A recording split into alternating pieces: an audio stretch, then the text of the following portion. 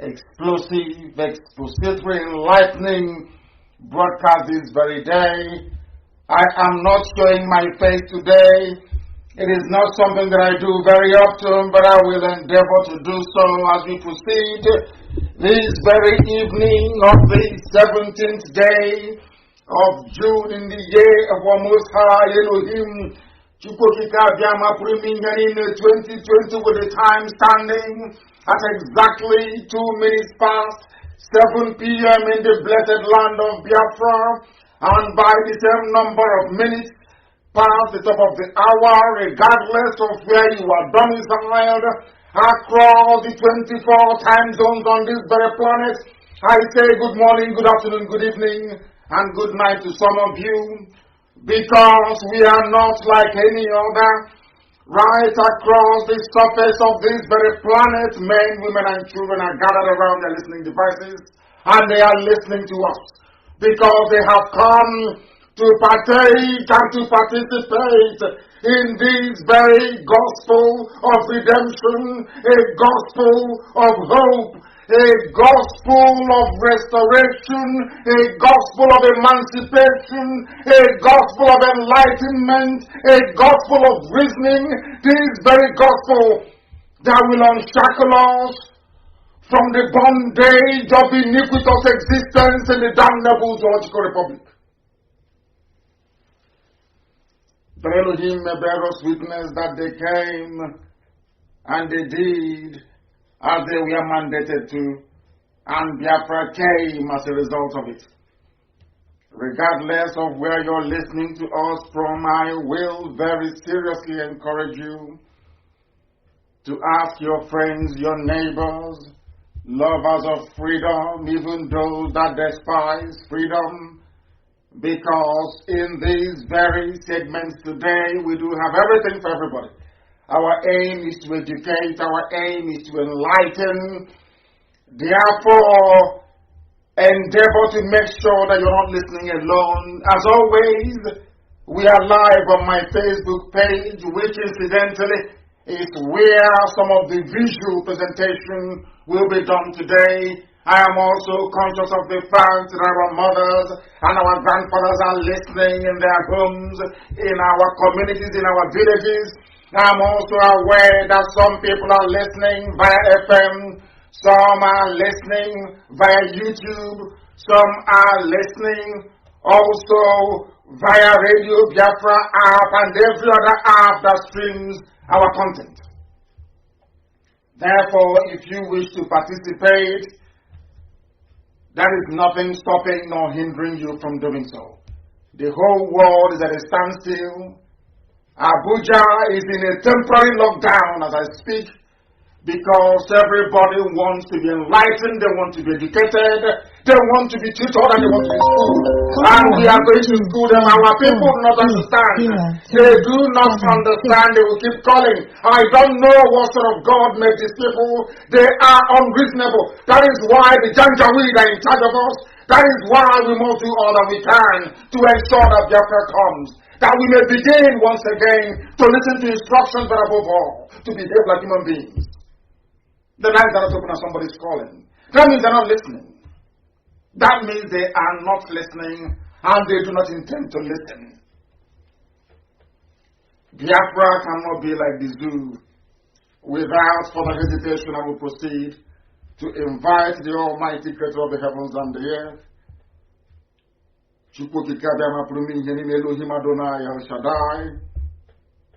the beginning and the end of all that we are, to take charge of these proceedings this evening.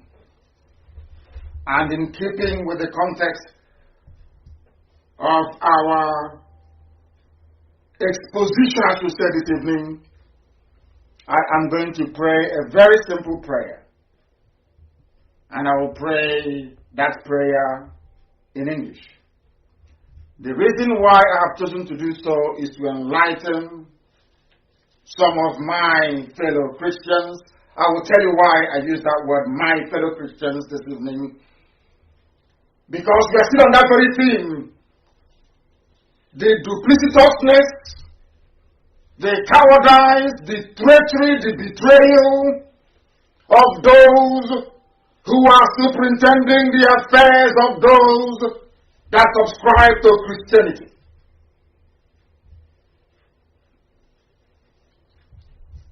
For their sake, I'm going to pray this very prayer. They don't understand what Christianity is all about. They have no idea what we are doing, and this evening we shall educate them. All those that find refuge in private jets and in tithes and in offerings, this will not make a very palatable listening for you. It won't. And I ask you to go and get your Bible, please. Your pen and paper, if you're just joining us. If you're Janjaweed Alemajri, you can bring your chalk and your slate. Because this evening we are going to be very deep, very philosophical. We are going to be very, very intellectual, because the world is listening. They want to hear what we have to say, and we are not going to disappoint them. Before I came on air, I threw down the gauntlet, I threw a challenge, I asked anybody, if you feel you're intelligent enough, if you feel you're polished enough, if you feel you're enlightened enough, if you feel you are educated enough to debate with me, you're more than welcome to do so. And up until the time I came on air, I have not seen anybody serious enough nor worthy enough to take up this very challenge. And maybe within the next week or two, I will also arrange to give them more time to prepare, that I may face them and demolish them one after the other. My name is Nnamdi Kanu. I am the leader of the indigenous people of Biafra. I am the director of Radio Biafra. I am the director of Biafra Television. And by the very special grace of this one indivisible God that I worship,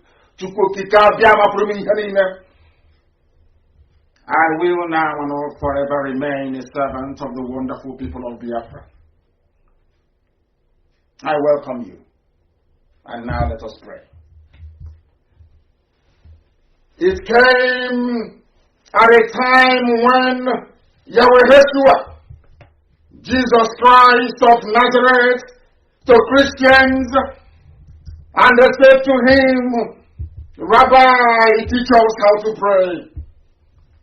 And that same prayer is a very common prayer, and that is what I shall pray this evening, because contained in this very prayer are hidden and very deep meaning, which those of them that have decided to commercialize Pentecostalism have, should I say, confidently forgotten. Therefore, this very night, I ask for the blessing of heaven to be upon every seeker of truth, everybody who speaks the truth, regardless of the consequences we do over here. They asked Yeshua, how do we pray? And he said, Our Father who art in heaven, acknowledging the supremacy of one living God, not two, not three, not four, not five, indivisible, eternal, glorious, indestructible, timeless, forever and ever. From time to time, from generation to generation, he changeth not. Our Father who art in heaven, hallowed be thy name. Hallowed be thy name. That name that is exalted above every other name is that of Hashem in heaven. That was why Jesus Christ said, hallowed be thy name. Thy kingdom come on this earth as it is in heaven, as it was in the kingdom of Biafra before darkness descended, as it was in the blessed land of Israel before they asked for a king in Saul. Thy kingdom come on this very earth as it is in heaven. Give us this day our daily bread, not private jets, not mansions, but give us enough to sustain us. Give us this day our daily bread.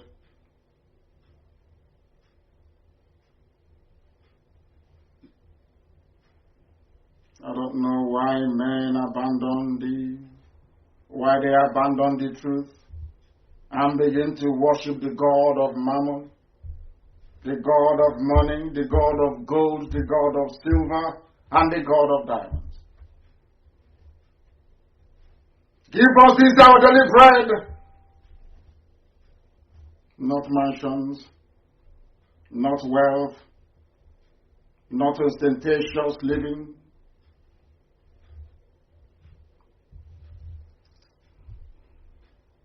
We have no other God apart from thee. Yeshua prayed this prayer that all have forgotten. Let thy will be done on this earth as it is in heaven, always and forever. Your will be done, not the will of man, but your will, as Yeshua prayed. For these are the very humble prayers of a very humble people, of a very humble servant that walks the face of the earth, that truth may prevail and darkness will shine upon the darkest recesses of the evil thoughts of men, that you may have mercy upon us, that you may have mercy upon your children, and that the world may testify to your goodness, as we continue to proclaim unashamedly and unreservedly that there is no other God apart from thee. None whatsoever. None whatsoever. For you are Elohim. You are Elohim, and your kingdom is coming back again in the land of Biafra, as it was before. You asked us to forgive those who sin against us.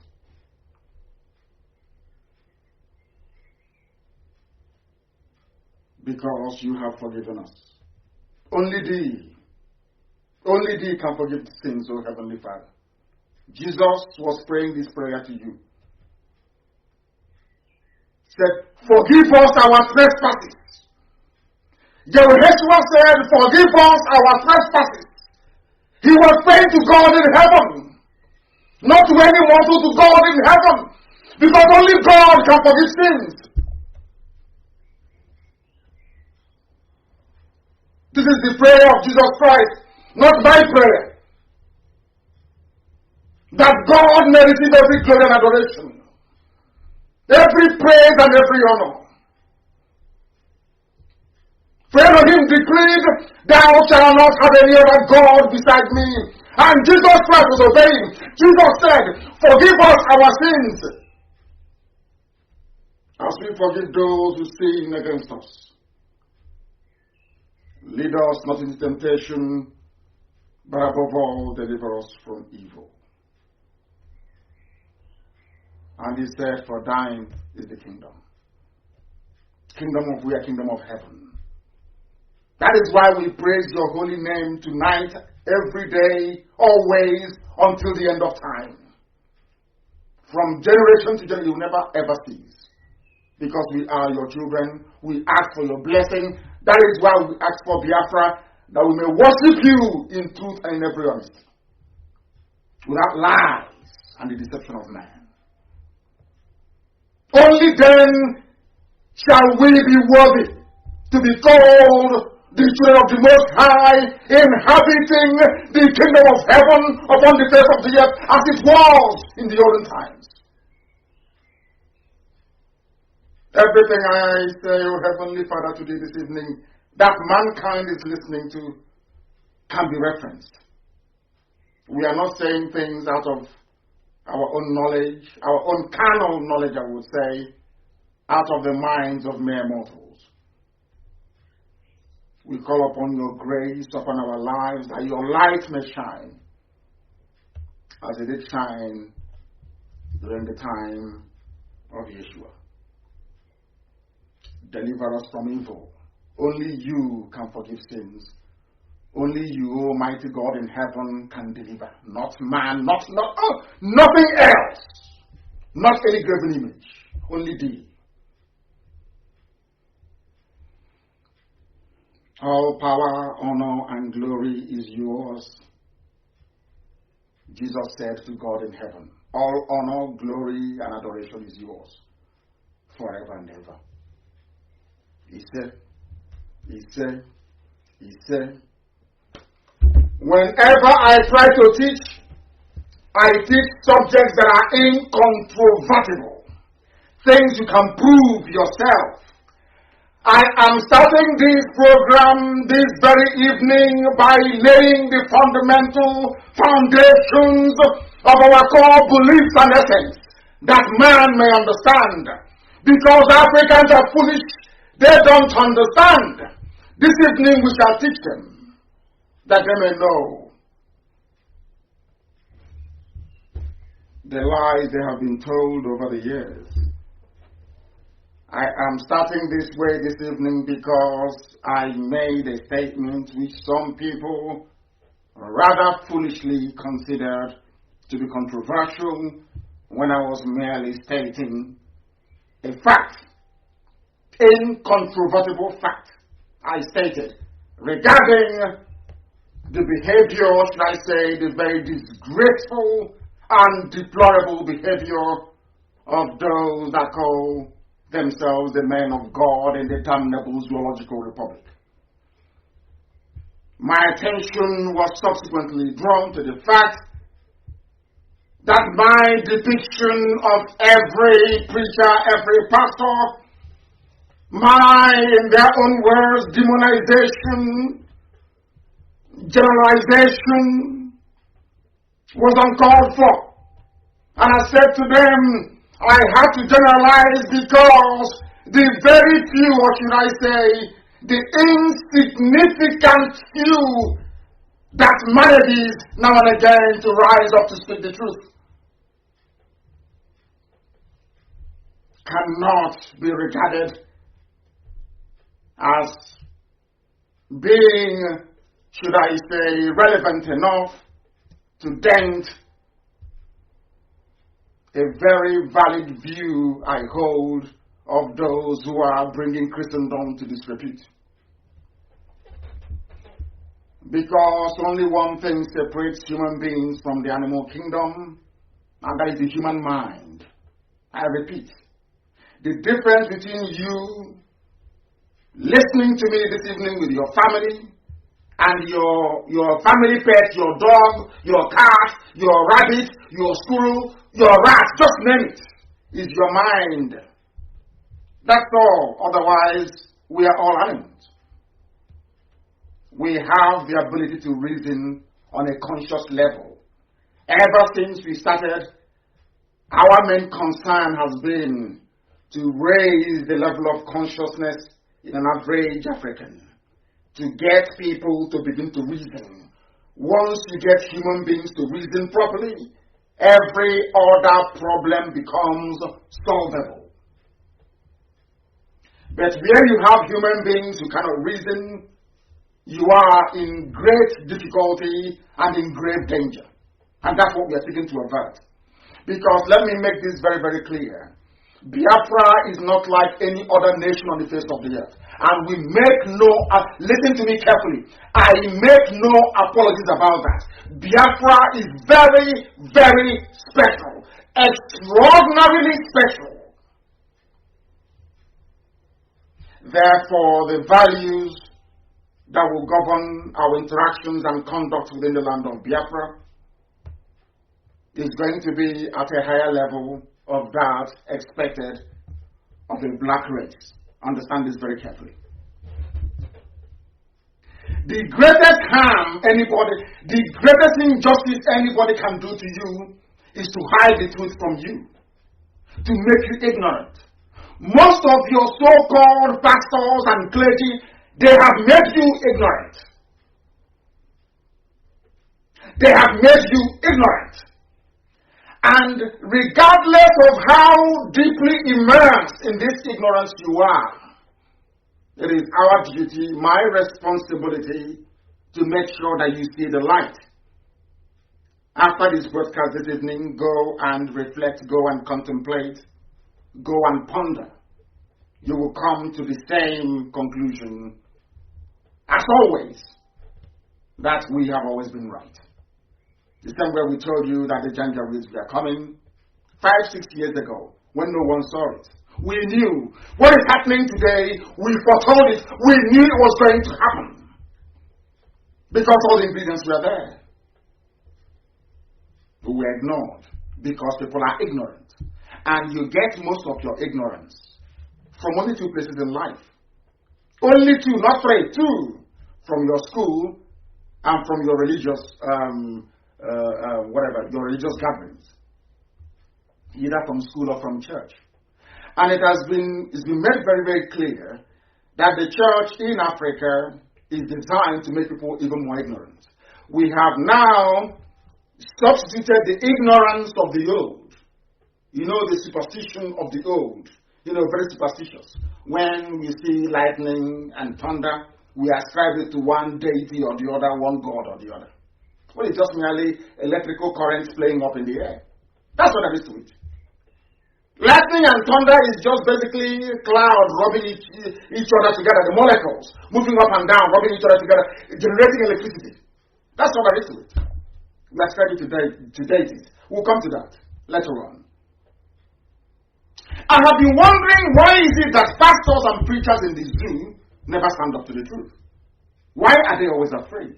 They are afraid because they don't believe in what they are preaching. That's why they are afraid. They don't believe in what they are preaching. Because as I will play later, if you believe in the afterlife, if you believe there is heaven somewhere, why are you as a man of God afraid to stand up to say that what is happening in Nigeria is terrible? Why can't you stand up to say all this pain, all this suffering is intolerable and can no longer be tolerated? Instead, all you're concerned about is tithe and offering. I'm not saying that some of you don't pray very hard. I'm not saying, neither am I suggesting in any way, shape, or form, not all of you are horrible that you own private jets. At least this evening, allow me to qualify my statement. But what I'm saying to you is very simple. You people don't fear God. You people are immoral. And hell awaits you. I am saying this to you because I am a Christian. Very controversial. But I'll tell you why I said that in a few moments. I will tell you why. Some of you don't know the meaning of Christianity. But this evening, you and I, it will be clear to you what Christianity, because you don't know. Some of you are being guided by, should I say, the doctrine of Nicaea. That's what I call it. When the Europeans hijacked the word of God from Israel. It went through Greece. From Greece, it went into Turkey. Then Constantinople. In the east. And they messed up the word of God completely. Just like every other thing, when it got to Africa, it became one massive business. And you want me to keep quiet. You want God to be angry with me that I saw something terrible happening and I kept quiet. Then you must be dreaming. That means you don't know who we are. It doesn't matter where the lie is. It doesn't matter how unspeakable that evil is, we will speak it. That people may learn. Before I go into the substance of me being a Christian that some of you don't know, or shocked to hear, because you don't know the meaning of Christianity, but I will teach you this very evening the meaning of it. And you'll be surprised. The same way we told our Ibibio, Biafra, Ibibio, is Ibunta. They never knew. The same way they were telling Ibibio, I'm not Biafra, I'm Ibibio. We have nothing in common with people. I asked them, do you know the meaning of your name, the word Ibibio? They don't know. Until now, they know. Ibibio means Ibunta. The same way what I'm about to tell you this evening, 99, no pastor knows the meaning of Christianity in Nigeria. I said none, not one. Because those that know in Rome, they hide it from you.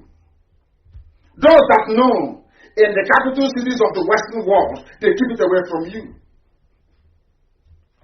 The same way in those days that the clerics in Judaism kept away the name of God, the true name of God, from those that came close. Only the rabbi will tell an apprentice rabbi how Elohim should be called.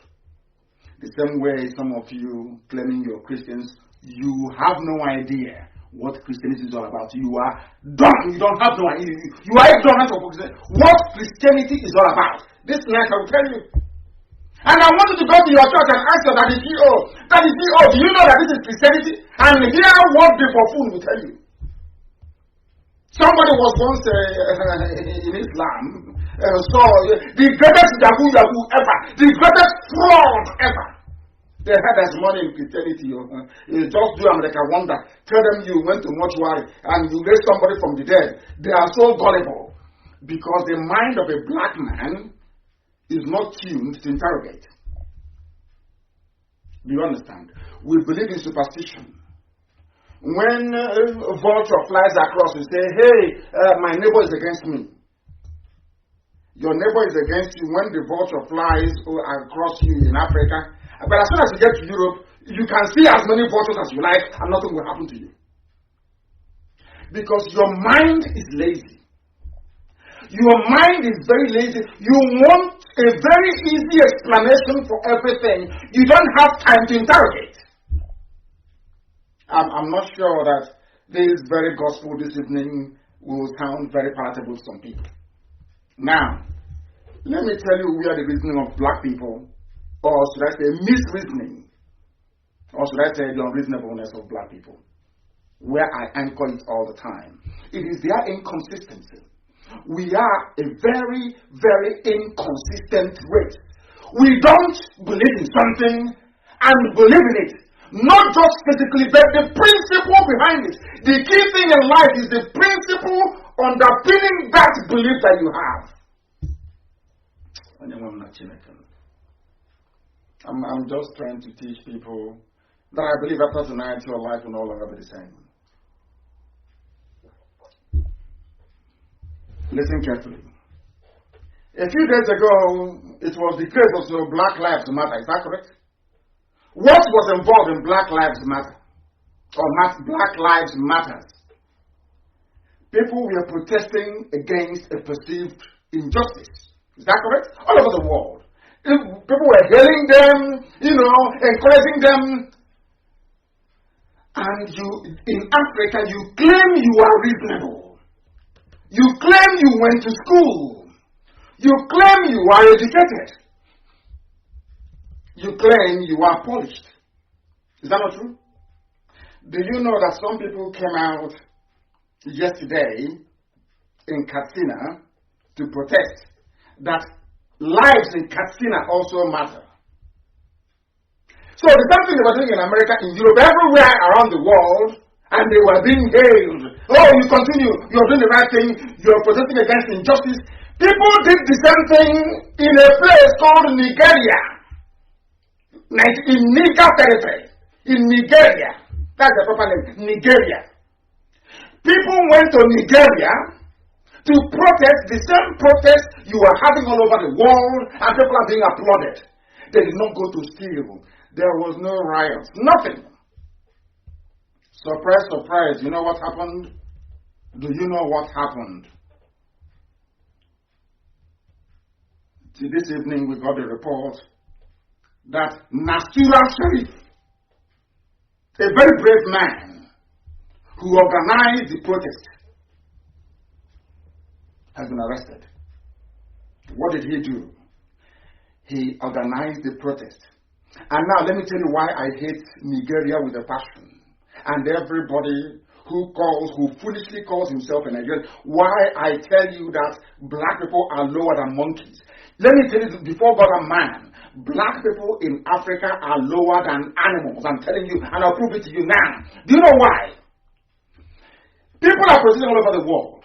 And in the Constitution of Nigeria, there is something called freedom of expression.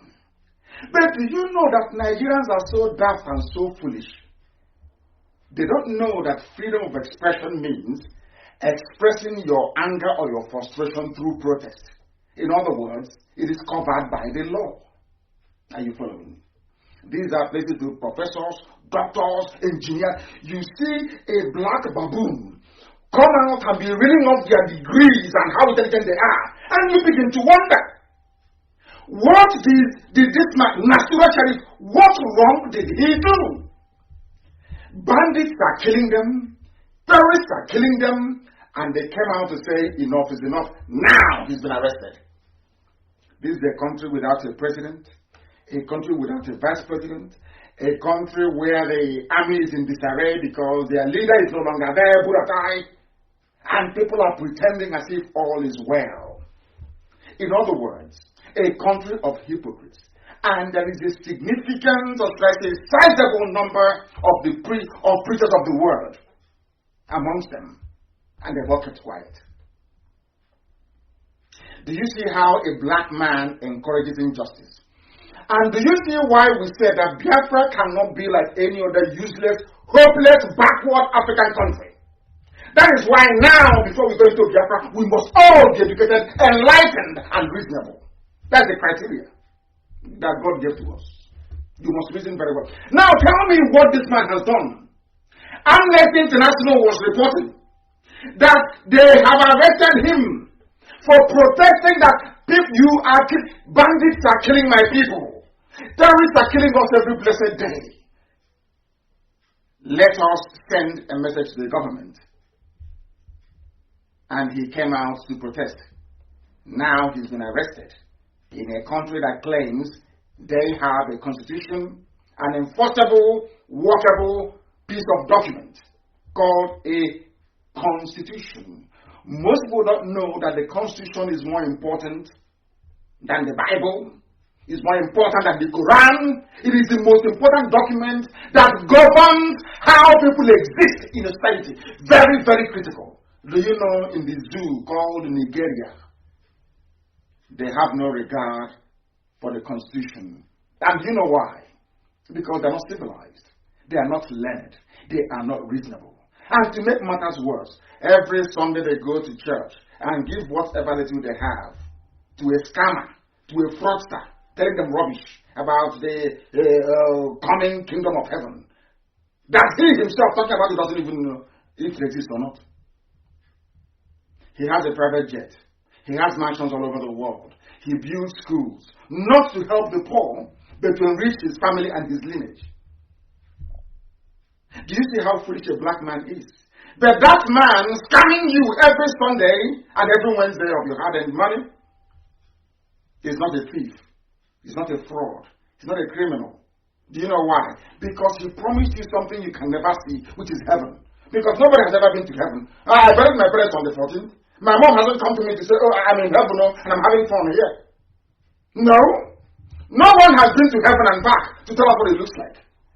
So the only reason why these men are flying about in their private jets is because they promised you something that no one has seen in the history of humanity. Heaven. Are you following? Are you listening to this very gospel? Now, that is number one. Number two is the fraud that the zoo Nigeria represents. Do you know what is happening in the north? That is why I love the way we preach. After listening to this very gospel, I want to play something for you so you will hear it. And hear what people are now saying in the north.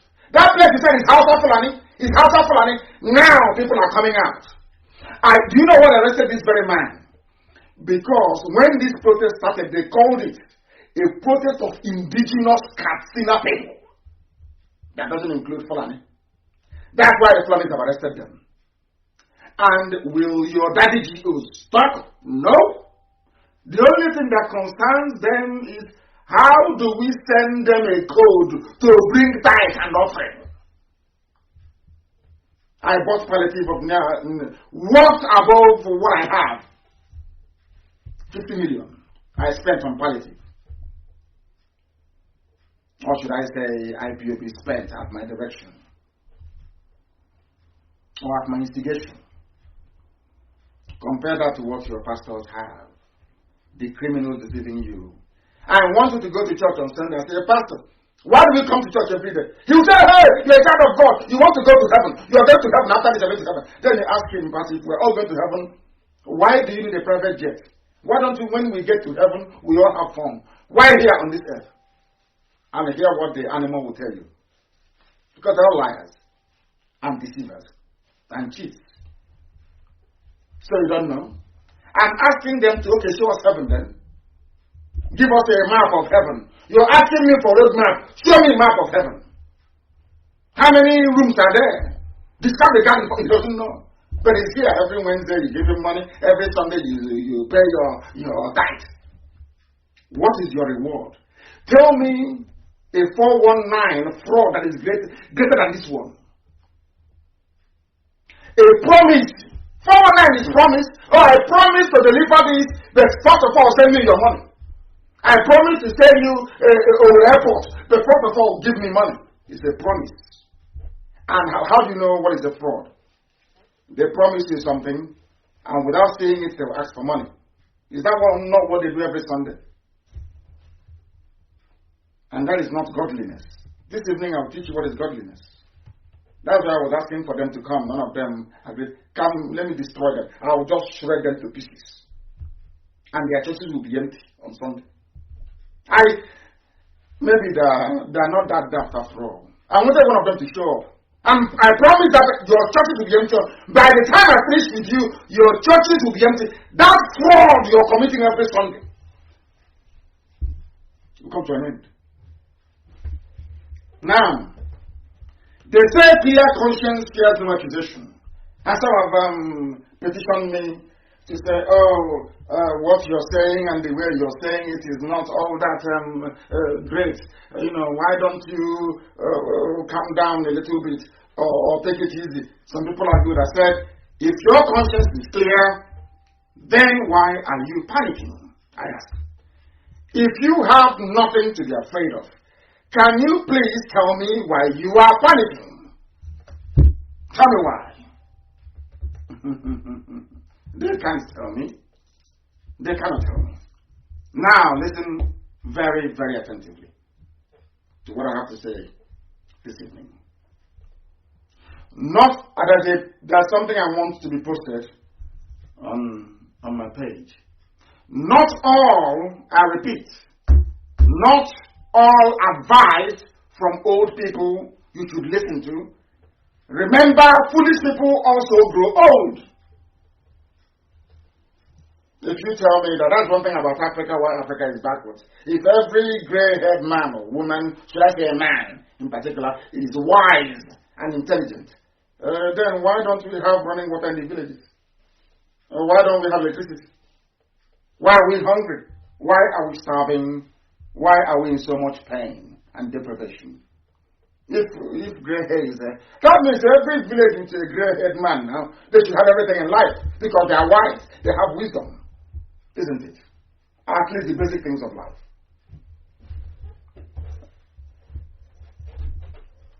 Nobody is more Christian than me. Listen carefully to this. I said nobody is more Christian than me. And some of you prefer what I call religious labeling and attachment. You don't follow the core principles of what you claim you believe in. You prefer to perhaps, cloak yourself with one label or the other. I don't. Now listen. All your fake pastors with their proof in the tithe and offering box. I know that some of you leave off tithe and offering, so you will try to defend what is in essence indefensible, but that's entirely up to you. You're a black person, that is the way you are, and that is why Africa is backwards. People do not stand up to defend the truth, but here we always do so, and we will continue to do so. It doesn't matter what they do, it doesn't matter how they are panicking tonight, bribing Facebook and all that. Oh, try and stop them. You are wasting your time. Absolutely and totally wasting your time. Now, I said I'm a Christian. I know there's panic in many places right now, but allow me to explain this. The first place for us to start is, who is a Christian? Simple thing, definition. Who is a Christian? Simple definition. And we have it here, even from Wikipedia of all places. Christianity is an Abrahamic monotheistic, remember the word, Abrahamic monotheistic religion based on the life and teachings of Jesus of Nazareth. Its adherents are known as Christians. They believe that Jesus is the Christ whose coming as the Messiah was prophesied in the Old Testament. Now we go back. Is it very clear to you? They say that Christianity is a monotheistic, monotheis for sugar, tic. Do you know what that means in simple English? It means a religion that recognizes only one God, not two, not three, not four. In other words, here, your Holy Trinity teaching is out of the window. It is here, very clear. A Christian is somebody who behaves like Jesus Christ. Somebody who loves the truth. Somebody who is outspoken. Somebody who has no fear. Somebody who is righteous.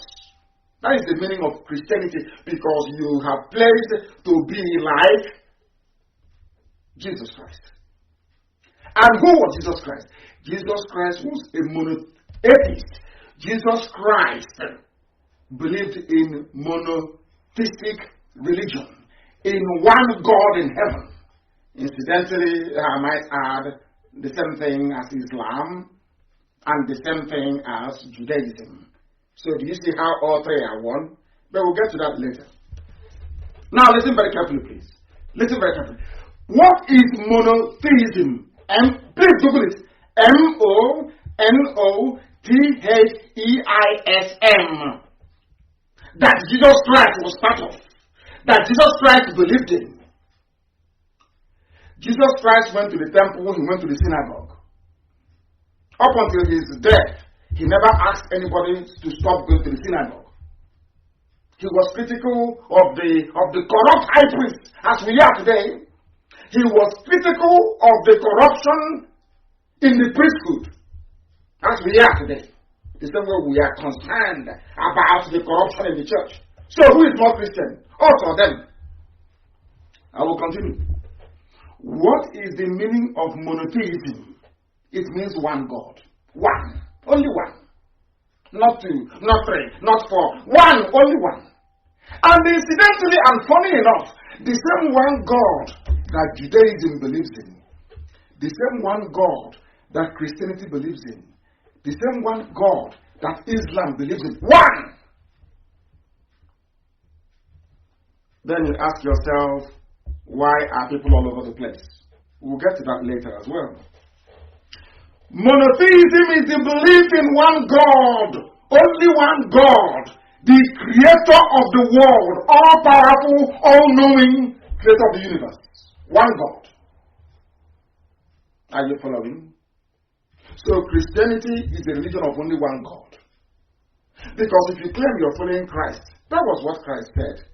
Our Father who art in heaven, hallowed be thy name. So I'm asking you, all this your stupid doctrine you got of to steal money, you no longer speak the truth, you are afraid. Who are you following? Is it the same Jesus Christ you're following? It's a simple question. Is it the same Jesus you're following or another one that you're following? Okay, I understand you're doing all these things because of the money you're getting every Wednesday and every Sunday. And being black people, the only thing that matters to you is how well off you are in comparison with other people who are not as privileged as you are. In other words, you are a very wicked human being. Or should I say, a very wicked soul.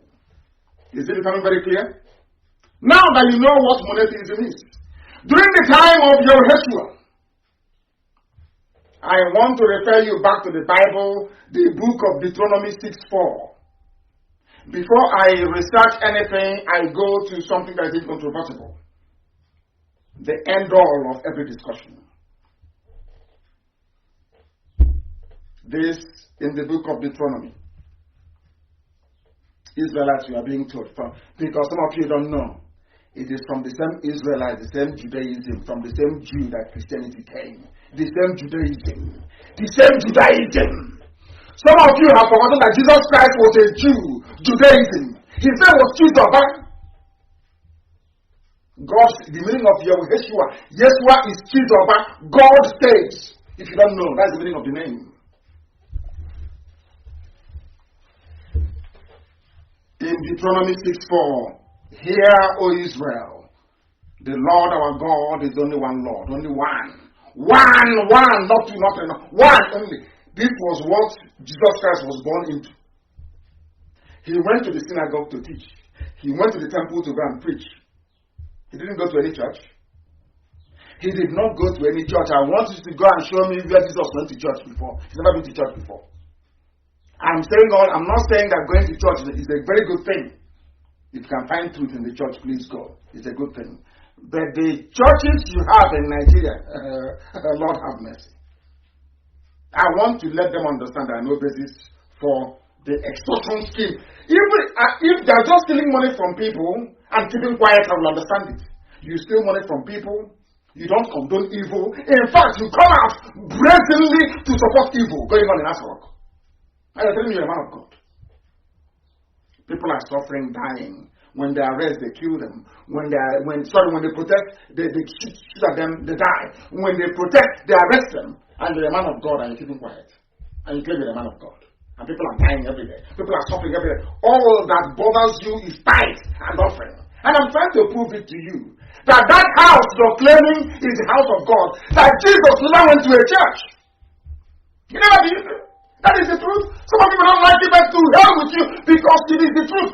Show me in the Holy Book where Jesus went to church. He went to synagogue and he went to temple. Simple common sense we don't have in Africa. Common sense we don't have. Ask yourself a simple question. Did Jesus go to church? Ask your father G.O. or Reverend G.O. Please. Did Jesus Christ ever go to church? Yes or no? If the answer is yes, then show me in the Bible. Show me now in the Bible where he went to church. Is this St. Mark or St. Peter or St. Luke or all Saints Church he went to? Show me now. They can't show you because they've been deceived and they too are deceiving other people. That's what they do very well, deceiving other people. And people say, oh, but don't say it. It's a bit. I say, shut up. But if people were thinking the way we think in Africa, do you think man will go to the moon? How do you think you're using a mobile phone today? Some of you are listening to me now via your internet, you going to Facebook. Do you know that would have been possible if not for Yuri Gagarin, a Russian that went to outer space? Or you think it's just magic? You pick up the phone, it's just like it. You don't know that men die, they try to go to outer space to launch satellites so they can have mobile phones. Don't you know that? Remember when they used to say to us, if you go up in the middle of the night, you see spirit. Imagine if Yuri Gagarin had or the Russian space agency had succumbed to superstition. That, oh, maybe out there in the cloud, there are angels that won't allow you to come in, They went to outer space. After that, America started going. From going to outer space, they started to launch satellites. That is how you have a mobile. That is why when you call now, I can hear you. Do you think there is a line? Is there any fixed wire from where you are to where I am? So you don't know that when you make a call, it goes to heaven first, and then it comes down to earth. You don't know that? Don't you know? I'm asking you, if white people were to be as superstitious and ignorant as black Africans, do you think they'll be mobile phone today? I'm sure you know the answer to that. So don't be afraid. Ask your pastor. If Jesus Christ went to church, show me in the Bible which church did he go to? Is it apostolic or assemblies or winners or which one? Or Baptist? Ask him to show you. He can't show you. Do you know why he cannot show you? Because Europeans went to Israel, took away their name, took away everything, called them Palestine, destroyed the land of Israel. and took God that was in God that had his temple in Israel, took him and went to Europe and bastardized it and exported to Africa. People are chopping up another like idiots. It is the truth. Anything I tell you is verifiable. In the book of Deuteronomy 6:4, hear, O Israel, there is only but one God, not two, not three, not four, not five, not six, not 10. One. And that's what I believe in. Do you see how I'm a Christian? Do you see how I am an adherent of Judaism? Do you see how I am a Biafran? Because where we come from, who don't know Chibeze Iwala in what we are doing? What's his name? Do you know his name? Translate into English. God is King. So I don't need anybody to preach any nonsense to me, to tell me that God is number one, that is not that God about the mighty God in heaven, the Lord of hosts. I don't need any white man to teach me anything. Am I foolish? The name will be Nwachuku, the child of God in heaven. Not just somebody's child. You are the child of the... Hey, how can I explain this thing that people will understand what I'm saying? I don't know. I am teaching you what they can never teach you in Sunday school. Because if they teach you this now, there will be no more tithe and offering. No more private jet. No more private jet. Go there, you will see it. What caused the problem? Some of you don't know. Some of you do not know and may never know that Jesus Christ had a brother. It is in the Bible, it is written, it's commented upon heavily. His name is James. Incidentally, James was also a disciple of Jesus Christ. Some of you don't read the Bible very well. I am reading from the same New Testament that you have in your hand now. That pastor is using to deceive you, you have it in your hand. I suggest you go and read the entire book of James. You know the funniest thing? You know the book of James? Very nearly, they would not have added it as one of the canonical texts at the Council of Nicaea. Do you know why they didn't want to add it? Because what James was saying as the brother to Jesus Christ was exactly what Jesus was preaching. That you must observe the Shabbat. That the Shabbat is the last day of the week. You know, that said no. He was telling them, no, it is. That was why. Do you know the man, the reformist called Martin Luther? Do you know him? Martin Luther was arguing for the gospel of St. Paul. St. Paul was not born in Israel. He was born in present-day Turkey. He was a foreigner. He was a convert. Some of you don't know that even amongst the disciples and the apostles there was a fight. You don't know, do you? Between Paul and James. James is the blood brother of Jesus Christ. Paul was an outsider. And James was saying that you need to obey the laws of God. You must obey the law of God. Those 10 commandments, you must keep it. Do you know what Paul said? Paul said, salvation only comes through grace. A deviation from the laws of Israel that God gave to Israel, the 10 commandments. That's the problem. Go to your New Testament and take 2 days. After reading James, you will repent overnight. He was a Jew. How should I say an Israelite? Hebrew, an Israelite. Because when he said the word Jew, you're only referring to the house of Yehuda, right? The house of Judea. That's all. Then, of course, he took everybody's name. What I'm teaching you is priceless. Go and check it. I'm not a dumb fool. People that get upset when they hear the truth. And you're telling me one day you have running water. How is that possible? With your level of stupidity. How is that possible? Do you know how the Bible got to Europe? Before they brought it to you? The first slave ship out of Africa was named Jesus. Are you aware of that? People are just dumb. And after that, I'm not sure that There will be many left anymore, to be honest with you. But it's the truth, and we must preach it. Let thy will be done was the prayer.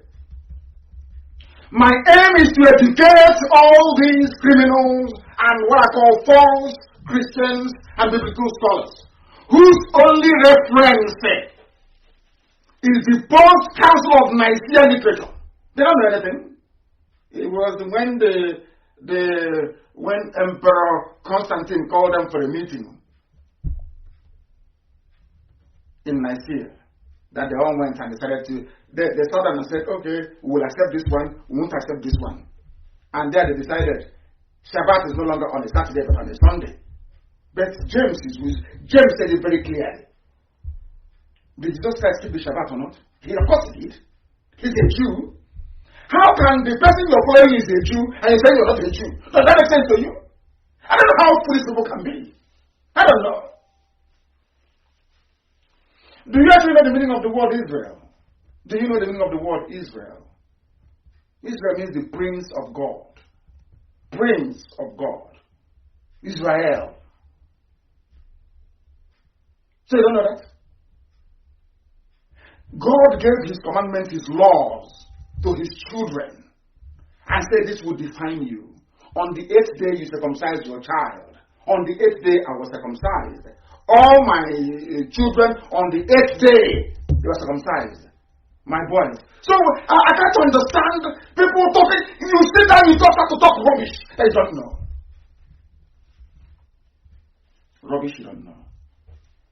Because you're not learned. You don't even take time to read the Bible you're holding and shouting Holy Ghost fire. You don't read it.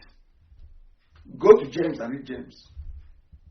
You see what Christianity is about. Not the grace being preached by Paul.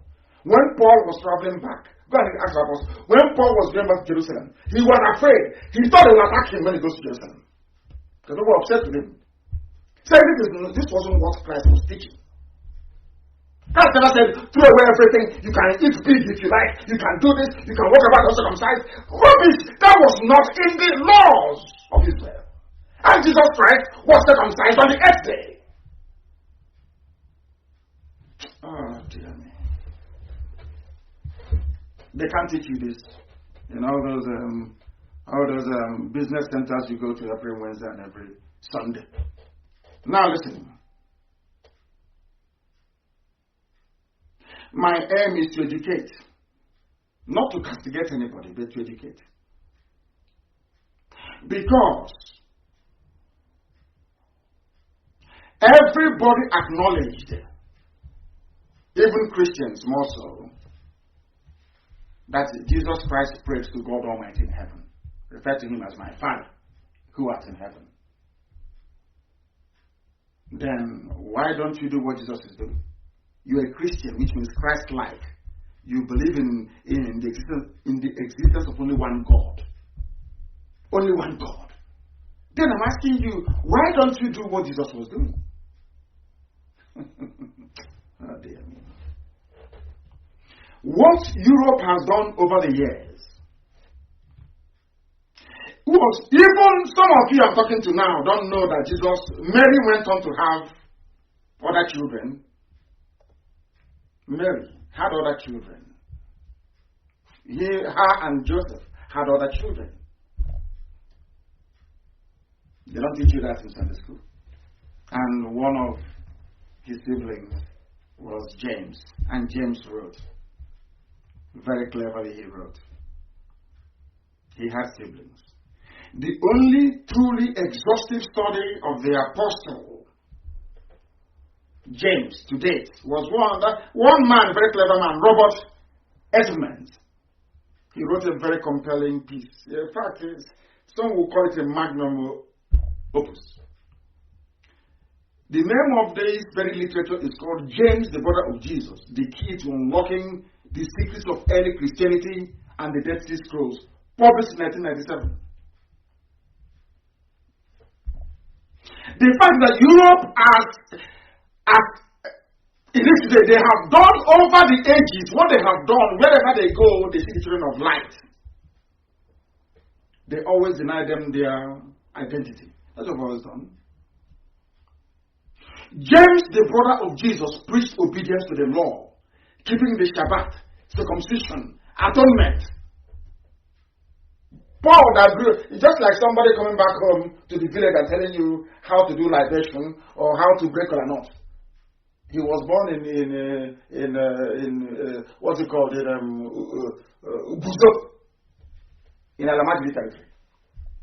Never been home before, doesn't know what is happening, but he heard that, there's this very wonderful ceremony. In every morning we break kola nut, we pray with it, we do it. He said, okay, it's so exciting. And he joined, came to the village. Somebody who was raised on Brukut and Furadununu is now coming to break kola nut in the village. And we allow him to break kola nut, and then after that, he will now write the rules for you on how to break kola nut. That was exactly what Paul did. And most of them were upset with him. Very, very upset with him. Something they don't teach you in the Sunday school. They don't know who James is. It's in your New Testament. Go and read it very well, please. Go and read it very, very well. Anywhere Europeans, the racists went to, they will first change your name. When they got to Israel, they named them Palestine, no longer Israel. They wiped away from the board. And when they came to West Africa, they met Biafra. They said, no longer, it's no longer Biafra. You're now Nigeria. That's what they always do. And if you complain too much, they call you Niger Delta. If you complain too much, they call you Bandera. They call you Midwest, South, Southeast, East Central. They will call you anything but that your name. It's something they did to Israel. They called Israel Middle East, Palestine, Levant. Only one people. Doing all they can to layer over the identity. So you don't know who you are. Had the Israelites, the Jews in Europe, succumbed and stopped believing in God's promise, would that be any state of Israel today? Had they allowed themselves to be bamboozled by the Europeans? Do you think that be Israel today? They said, oh no, forget it. Don't worry, don't go there. They said, no, we are going there. It is in the Bible. It's a promise from God. And they went back. And you can see the signs and wonders they are performing today. Who can doubt what Israel is doing? Is there anybody who can doubt what Israel is doing? No human being can. It is clear for the whole world to see. Everyone can see it. Because now the promise of God is once again upon his children. No amount of jealousy can eradicate that. It is pure. The same way that no amount of jealousy against Biafra will ever work. I don't know where there is no native doctor here, one of those so-called traditional people. So I can teach them what they don't know. The name was changed. The same way you have Israelites who speak Hebrew is how Biafrans speak and still speak Hebrew till this very day. Oh dear me. And all they do is let me just play something for the business center owners. Their jet is, now that it's locked down, their jet, they are worried. They want to fly about and perform miracle. They did nothing wrong with coronavirus, nothing. They're not waiting for coronavirus to finish. They start talking over the world to go and spread the word and perform miracle. Liars and deceivers. You have a religion that somebody brought to you by force and killed you. People sometimes they wonder, why is it that you follow Judaism? I said to them, I'm not following any Judaism. I went back to the religion of my ancestors. They said, but how? I said, yes. Because if you come to Biafra land, nobody forces you to worship anything. You can worship anything you like. That is your business. In Biafra, from time, the same thing in Israel. You can worship whatever you like. That's your business. But those that believe in the grace of the Almighty, they still go to the temple. They still go to the synagogue to go and pray and to worship the Most High, Elohim.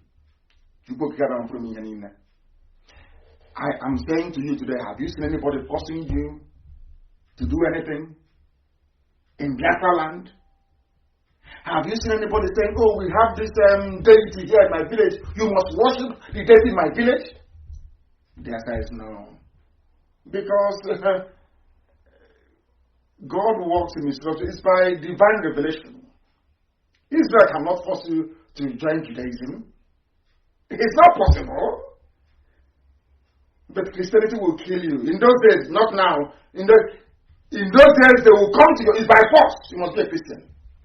Islam is even worse.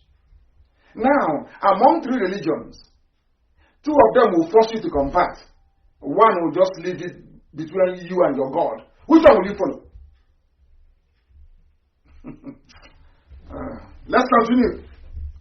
I want to play something for those that take your money every Sunday, telling you about heaven. That they themselves have not been to. The pastor you are giving your tithe and your offering to, has he been to heaven before? Ask him now.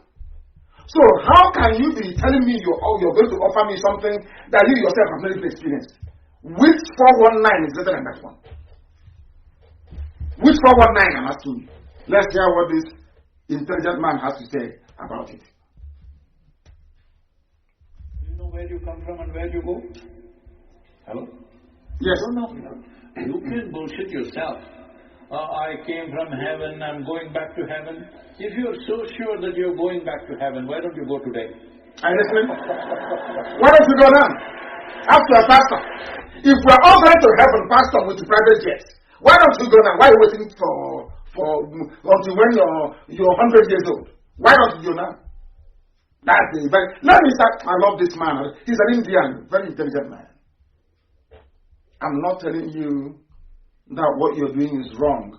I'm only asking you to reason. That's all. To reason, ask your pastor. That is why they cannot speak out when there is injustice in the land. They can't speak out because they're not serving God. They're serving Mammon, the demon of wealth, of gold and diamond and silver, not God in heaven. Listen again. I'm asking you, do you really know? Do you know where you come from and where you go? Who knows where they're coming from? Nobody knows. You are just given birth by your mom. That's all you know. Do you know where you're coming from? Do you know where you're going? Nobody knows. Ask your pastor. I know I'm going to heaven. How do you know you're going to heaven? How? He cannot answer you. Superstition. African superstition.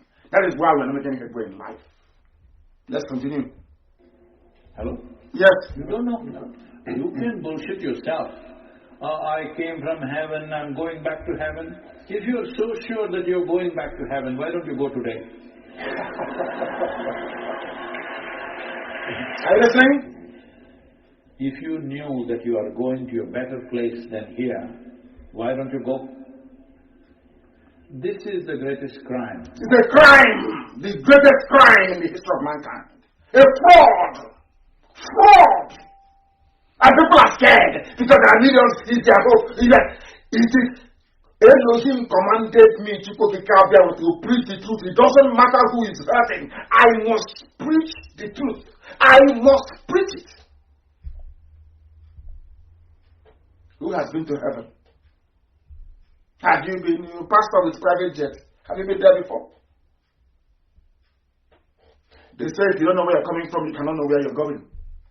Do you know where you're coming from before you were born?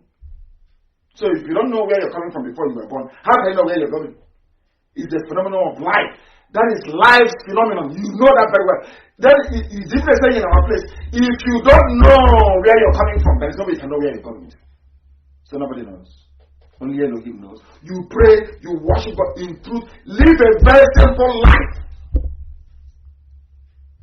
as a preacher of the word.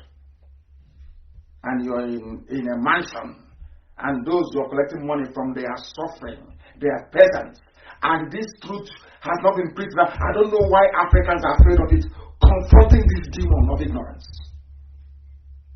Demon of ignorance. Rubbish. It must be preached. Humanity, that we told people there is a better place than this. Yes. This is a crime. Because this is not allowing human beings to live their life to their full depth and dimension. Are you listening? Because somebody promised you heaven, how can you work hard here then? That's not what happened in Africa. You're suffering, you're dying, mosquito is eating you up, that is the Ebola, that is typhoid, everything. Every kind of pestilence is against you.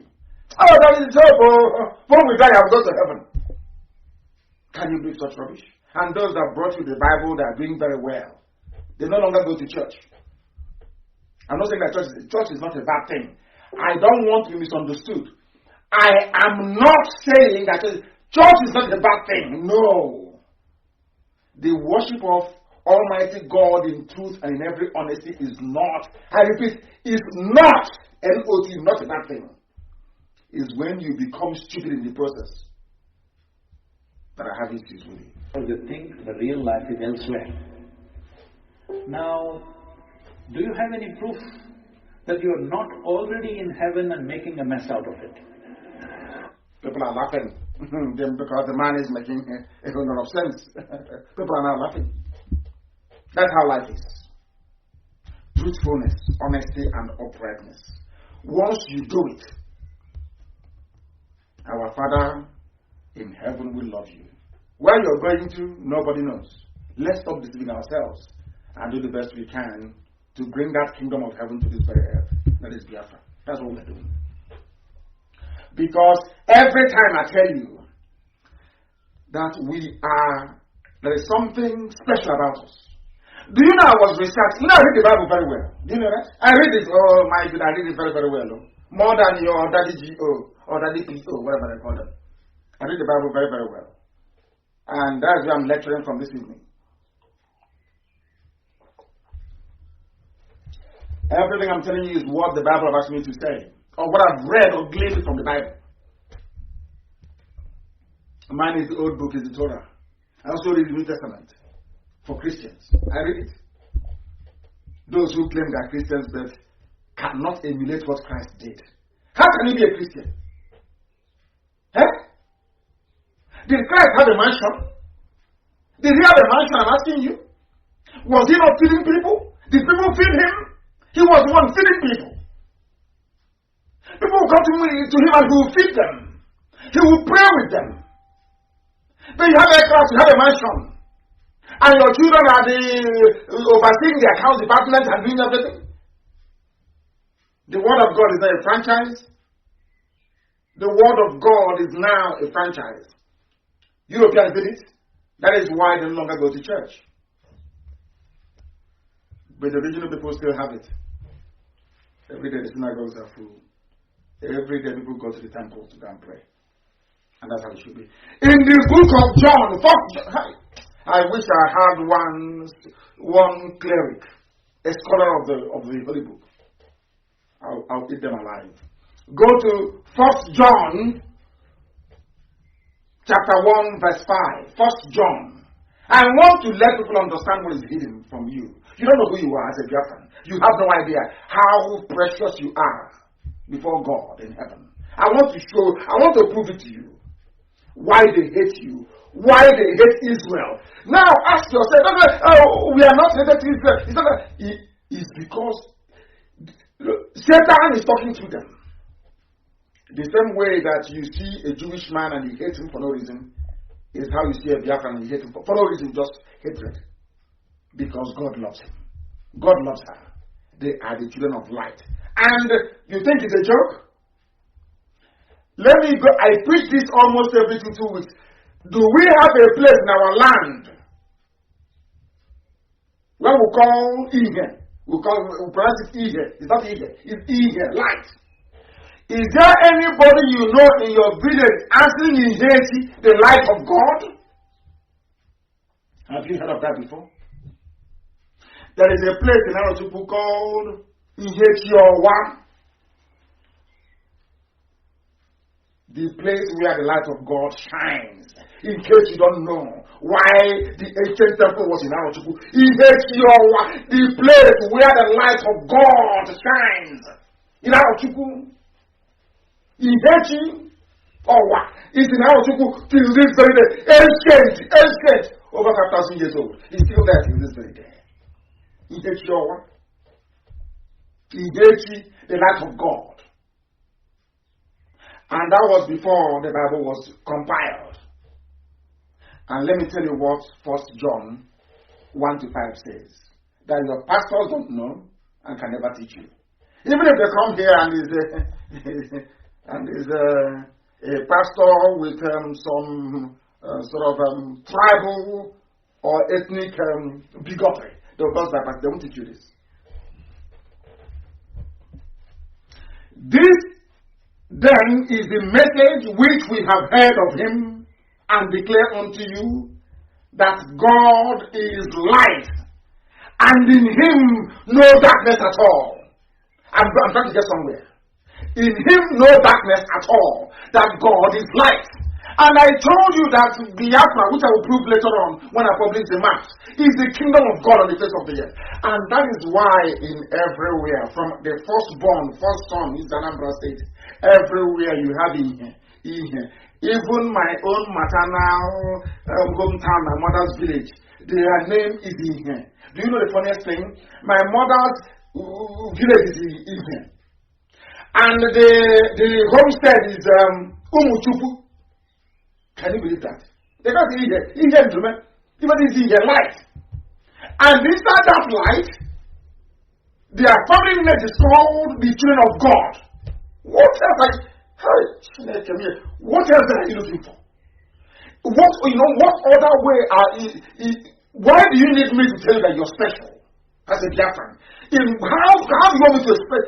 In the names we give our children and our villages, the name we bear already is I can never remember. God is already with us. Just that we don't know. And when I see people with this rich heritage, this direct link to God itself, and you're going to a church pastored by a former Muslim, Adeboye, all these people, winners, all of them, deeper life, they were all former Muslims. And I'm asking you, you are going to church pastored by a former Muslim. And I want you to ask your pastor, if you're Biafran on Sunday, anywhere you are, ask your pastor, please, pastor, do you people answer, do you have villages in your land where they are called the children of light, as it is in the first book of John 1-5? Because here it's very clear that God is light, and in him there is no darkness. In my village, we are called light, the light of God. The light of God, which is in the first book of John, chapter 1, verse 5. Please, Pastor Adeboye, do you have it in your village? He will tell you no. You don't ask him, please, Pastor Adeboye, can you tell me, there is this name in Biafra land, it's called Umuchupu, which means the children of God. In your village, do you have it? He will tell you no, he doesn't. He comes from I don't know, maybe Bomosho. Then how can somebody from there preach the word of God to you? You are a child of God already. Your name is Chineke. From a place called Ihe. In a place called Umuchupu. Why do you need somebody else to teach you about God? I don't get it. Do you see who we are? And now you'll understand my angst with Nigeria and Niger Delta. Now you'll understand, don't you? We are the children of light, and in that children of light, in that light there is no darkness. And then somebody is answering the name darkness. Nigeria, darkness. And you want me to accept it? Somebody should turn to the first book of John, first John. You want us to preach? I'm preaching now from the Bible now. Are you a better Christian than myself? Now I'm preaching from the book of John. That God is like the Chineke, which you have in Biafra land. So what is the problem? Why then do I need to be in a place called Nigeria? When Nigeria, which is proper pronunciation, represents darkness. Have I not spoken it to you? They forget Niger. Niger is the anglicization of the French word Niger. Niger, which means darkness. Negroes. Black people. Condemned people from the black lands. Now tell me why. Do you see a problem with this? They don't. People, we are the Biafran. We are agitating. Let's agitate. And I said to them, you were not called, you were not chosen. Had God chosen you, all this revelation that God gives to me, we are giving it to you. How do you know why they hate us in the zoo called Nigeria? They hate us because God said that darkness and light cannot mix. And your name means light. And Nigeria means darkness. How can you then survive together? How? I ask you.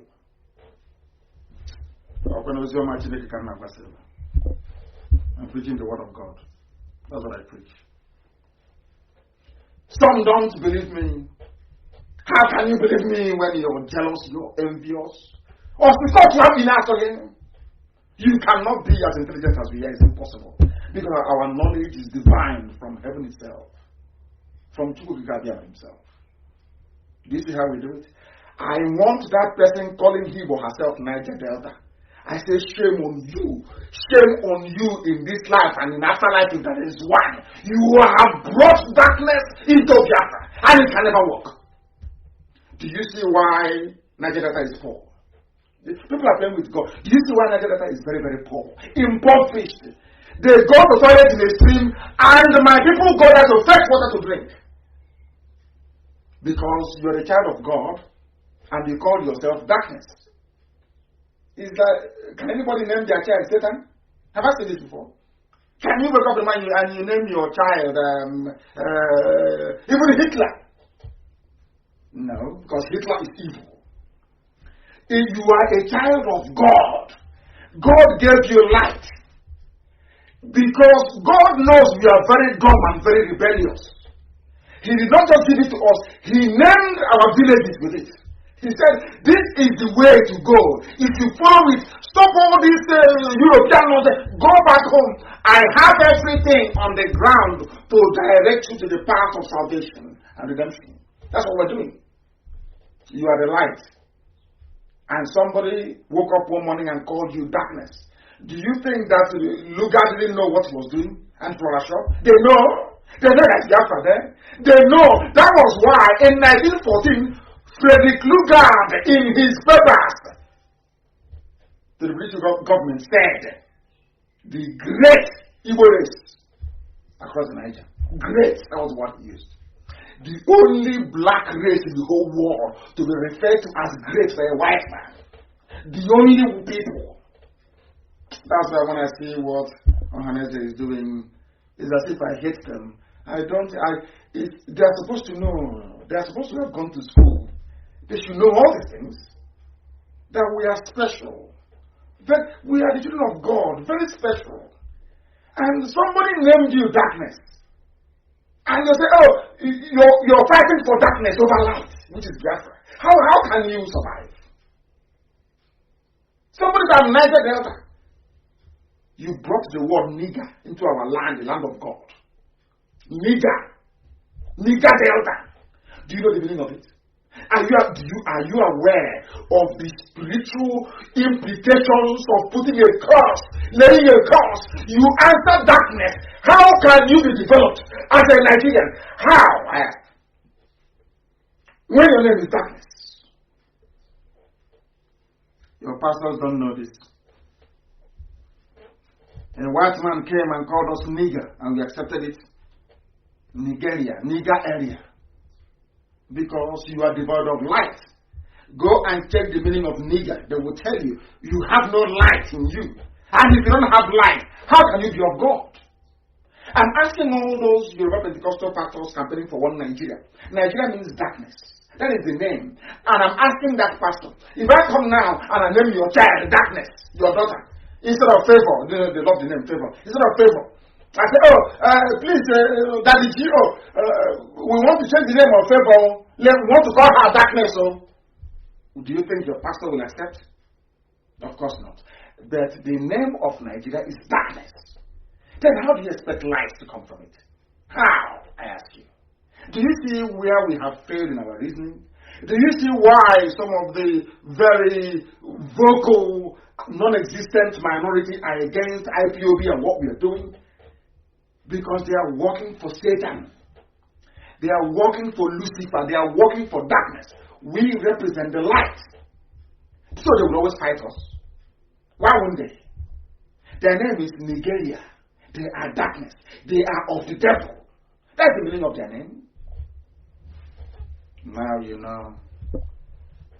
How many villages are asked in Biafra land are called the children of light?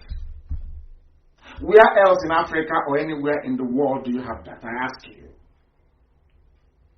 What are the children? We are the children of light. How then can you change your name to darkness? Nigeria. Hey, unbelievable. A name that the same God you claim you're serving rejected. In the first book of John, chapter 1, verse 5, God said, I am the light. I have no darkness in me. And somebody from a country named darkness is praying to him and wanted to answer you. That means you don't read the Bible. Even the New Testament had that. That means you don't read it. And you want me to regard you as an intellectual. I wish one pastor could have come tonight. Where I made the soup. Mad people everywhere. Because of your sin, you think we cannot pray. There are good pastors, yes. Yes, one or two or three of them, good. I agree, yes. But let me put it to you this way. You know that jiffy tank you have on top of your house, you put water because there's no running water in the zoo? You see jiffy tank, you see how big it is? Let's say you are preparing tea now for an entire village. You've come back home and you want to make tea. Everybody said you should make tea for the whole village. And you're making tea for the village. And you're using a very big tank to boil. And it is now time to sweeten that very tea. I want to give you an analogy. Why I said every pastor. Listen carefully, please. You know, we are black. Sometimes our reasoning is a bit funny. But let's try and listen and pay attention. You have come to the village. And somebody said, prepare tea for us. And you have this massive pot on fire. Boiling the water or brewing the tea. And now it's time to sweeten the tea a bit. And you went into your kitchen and you only have 1 cube of sugar left. Only 1 cube of sugar. And you drop that cube of sugar into the pot and stir it. Do you think you notice the difference? Will you notice any difference? I ask you. If you have brewed, if the tea are bitter herbs,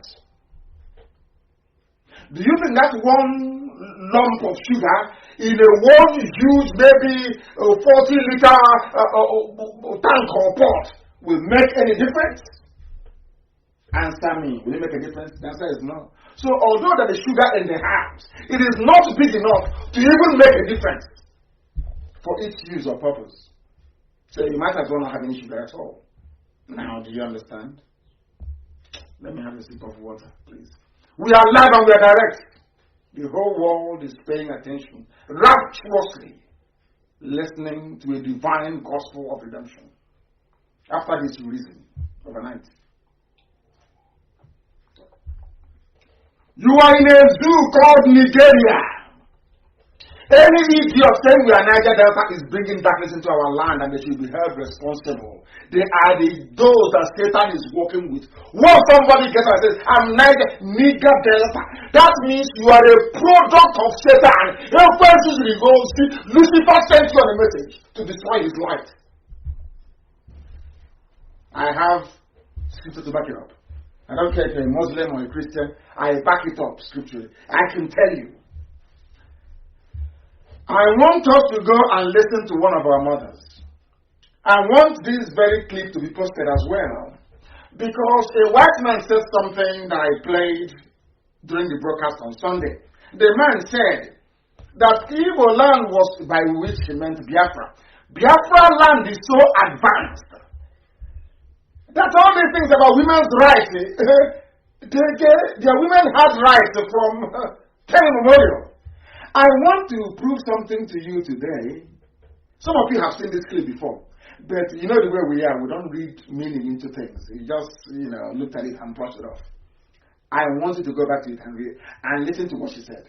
And then go back to the first book of John, chapter 1, verse 5. This is a woman who is into tradition. In Anioma, in Igbo land. Anioma is Igbo land. If you don't like to jump into the Baranja. And Lama in Igbo land, this woman, she is the one, the title the woman king, the lady king, that's the one.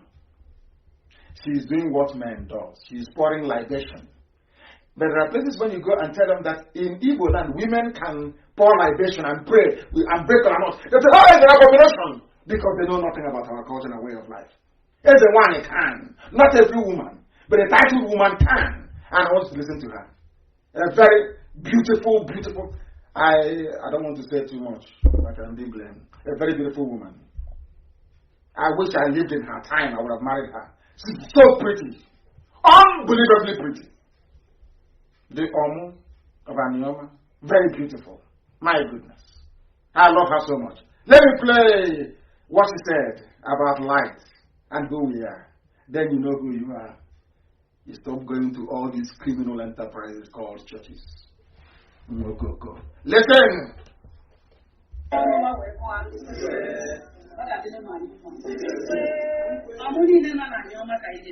lady.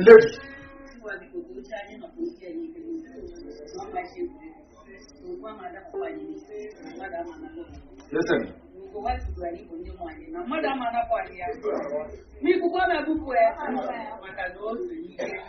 Listen. If you see us and you say you've not seen anybody, like the Jew was doing with IPOB, then you know you are looking at spirits. If you see us coming and you claim we are nothing, you have not seen us. That means you are seeing spirits. That is the libation she's pouring. This wonderful woman, wonderful woman, doing what men do in the land of the ancient people. A white man will tell you equality between, are you doing equality between men and women? We are doing it before you were created. I said to Europeans, we had equality of men and women before God made Caucasians. You don't know. Listen. You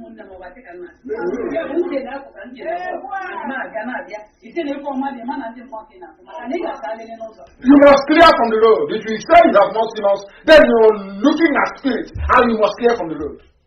Listen.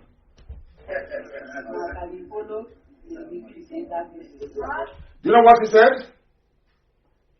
Darkness cannot defeat light.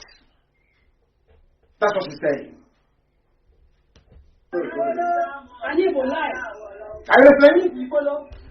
If we are the light, the children, this is an age I have not spoken to her before. What she is saying was what was handed down from old. We are the light. This is not a religious gathering. It is not. Now somebody is answering Nigeria. You are the light, and then darkness is over you. How can you succeed? Why would they allow you to live in peace in Kanu, or not kill you in Medugri, or not behead you in Bauchi? You are the light, and you submit yourself under darkness. Then darkness will consume you. Light will always defeat darkness. She just said, light will always defeat darkness. That is why we know that IPOB must succeed, must, MUST must, because we are the light and the zoo is darkness. There is no way Nigeria can defeat IPOB. Not in this world, not in the next, not in the one after that. Impossible. I say with every clarity, I say it is impossible. There is no way darkness can defeat light. And we are the light. You know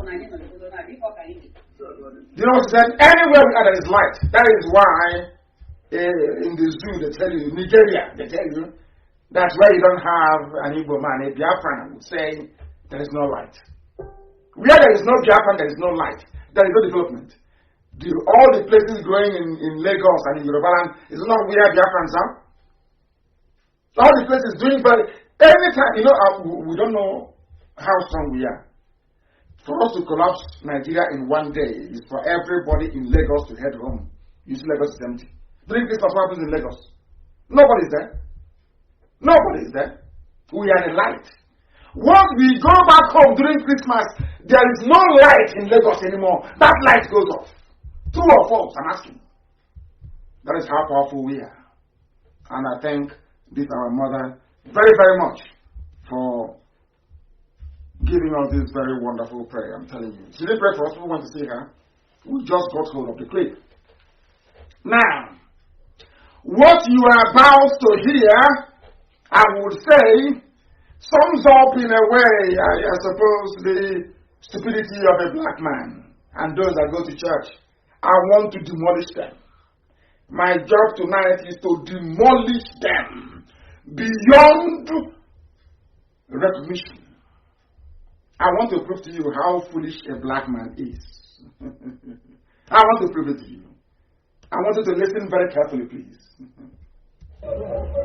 Listen. Your Excellency, Barrister Rotimi Akeredolu. Yes. This is not a fight regime. It is just stating the truth.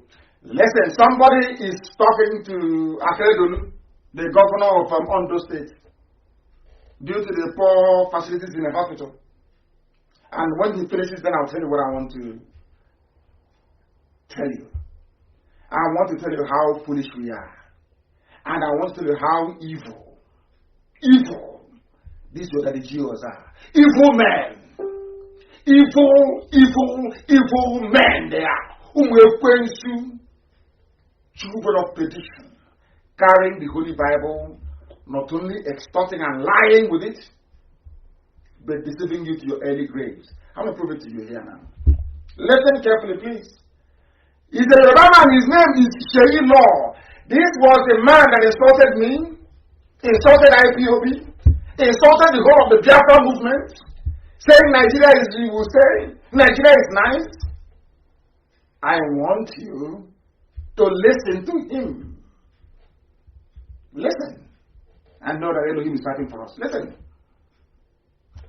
This morning, my mom's younger sister had an accident and they didn't have the right equipment to take care of her at the general hospital in Ibokoda. And in just a few minutes, she's been pronounced dead just because she fractured her leg in an accident. Please, let's do the right thing. Or so far dead. Please. Are you listening? he lost somebody, so I shouldn't be laughing. I commiserate with him. I feel his pain. But this is the story of your average Nigerian. A Nigerian doesn't reason. Reasoning is not one of the strong points of a Nigerian. Now, listen very carefully. All the money that you people put into the church as tithes and offering every Sunday, if you got together and, or say, even, you can even go to church and give it to the church and say, this tithe we are giving to you now, rather than going to build a private university for yourself and your children to be enjoying the loot, please build and equip a hospital. You see, we blacks are very strange creatures. The people that brought you the Bible from Europe, all those people, they built hospitals. They built houses for the poor. But after going to church, I'm sure this lady that died, may her soul rest in peace, is a Christian and attends one of the mega Pentecostal churches. She's been paying all her tithes, because they tell you if you don't pay your tithes you're going to hell. None of them knows what hell is like, but they'll just threaten you.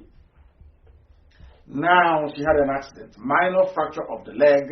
She bled until she died. And this young man here, Sheyi Law, is now calling the Ondo State governor to help. But when we agitate and we say to them, we are agitating because we want everybody to be free, they don't understand it. That freedom means having good hospitals, having good roads, having good infrastructure that can support a decent living. Because nobody knows where he's going after this life. Nobody, that's the truth. You can lie to yourself all you like. That's the truth. So let's make the most of it. They said no. We want one Nigeria. You want one darkness. From today, it's no longer one night. When someone says, one Nigeria is the task that needs to be done, say, one darkness is the task that needs to be done. One darkness. You are in darkness. And this is the result of darkness. When people fail to reason, sadly, this is what happens. I feel sorry for him and for his family. But that is where we are. People no longer reason very well. He insulted us. Instead of them to put money together to fight for their freedom, if we had to do the work, because there are learned, decent Yoruba men and women all over the world, learned. Once you say to people, go back and take care of your area, you will see that there are good people even within the darkness called the zoo. They will go back and they will build something very nice for their people. What I'm saying to this young man who is lamenting about the death of the aunt is, if you had to do the World Republic, this wouldn't have happened. That's all I have to say to him. Very, very sad. Europeans built hospitals, built homes for the poor. In Africa, instead of them to build hospitals and hospitals, they'll buy private jets. And it says, you're Antichrist. You're telling somebody who is foolish how to listen, it's only you Antichrist. And anyway, their name is darkness. So how can light come when there's... Because reasoning comes with light. Enlightenment. To become enlightened. That is the meaning of the word. Enlightenment means to become enlightened, for light to come inside you. That was what they did in Italy. It started in Florence in Italy. And Europe dominated the whole world till today. Europe is dominating. Because Europeans said we must now reason. That's what I'm trying to get Africans to do. I am trying to get Africans to reason. Once you can reason, believe you me, there's nothing you can ever achieve in this life. You can achieve anything you want. But you know how hard it is to educate an African. Very, very difficult indeed. Anytime you say you're a Nigerian, you are saying I'm a child of Satan, you're a child of darkness. If God is light, that means Satan is darkness. So anytime you say I am a Nigerian, you're basically saying I am a child of darkness, which means I am a child of Satan. That's what it means now. Because God is light. In 1 John 1:5 says, God is the light. In him dwells no darkness.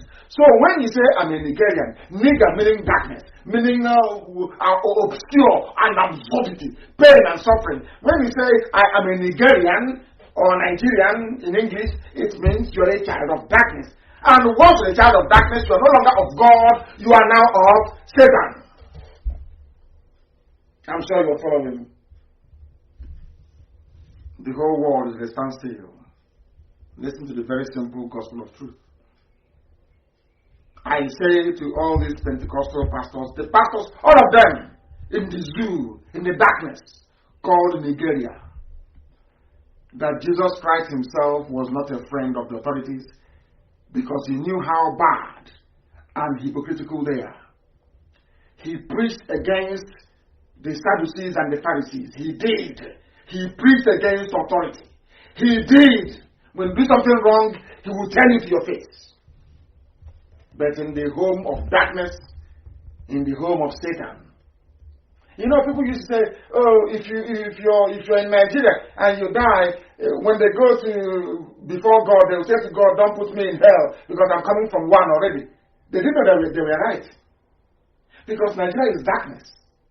And Satan dwells only where there is darkness. So Nigeria will always be hell.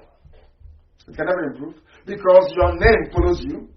How can your name be darkness and you expect the light of God to come in? It's impossible. Impossible. Even in Quran, they acknowledge that. It is impossible. That is why this level of hatred and evil, envy and jealousy is the reason why we're in the mess we're in today. I've said it many times before. Part of the difficulties we are having is envy, greed, and jealousy. It is ingrained in a black man. It is in the DNA of a black man. It's black. It is in them. And I want to prove it to you today, the cost of stupidity. I want you to understand the cost of stupidity. I want you to understand it. Because the world must know. The world must know the truth. And that truth will set you free. And what is that truth? Let me tell you, you and I, we are Africans. Those who are listening, I'm not talking about the white folks who are listening from all around the world. I'm talking about Africans now. Do you know that's your common sense? That's your, no, not common sense because we are very daft. Do you know our stupidity? I want to show you the cause of that stupidity. There is something I want posted. It's a clip of people being sold in Libya today. And listen to what the young man has to say about it. Do you know why this is happening? Because blacks have no shame. Your name is black. You are from Satan. Because God said in 1 John 1:5, I am of the light. Darkness cannot dwell in me. And you're answering darkness. How do you want common sense to go into you? How can you become enlightened if you're an African accepting what the Europeans have done? Unbelievable. Listen carefully, please, to what he has to say. Listen. Hello, guys. Oh, it's very low. Oh, my goodness. Oh, it's too low. This is happening today in North Africa. It's in North Africa. Libya. In Libya. Fucking African country. An African country. Fucking Arabs. Arabs. Libya. They are killing our people. Are you listening? Yeah, I know. I'm not black. I don't need you guys to tell me. Listen. They are killing Africans. Are you listening to that? Are you listening to that? I want you to listen. Please listen again. They are selling black people. I want that very clip to be posted. I want black people to be ashamed of themselves. I want Africans to understand that they are the cause of their own problem. I want Africans to know, as long as you have refused to reason, as long as you have refused to submit to superior reasoning, your lives shall be miserable all the days of your lives, I tell you. Blacks, we don't reason very well. And this is the cost of it. Listen! Hello, guys. Listen. What do you guys see here? This is not in the past. This is happening today in North Africa. North Africa. Libya. In Libya. In a fucking African country. Yes.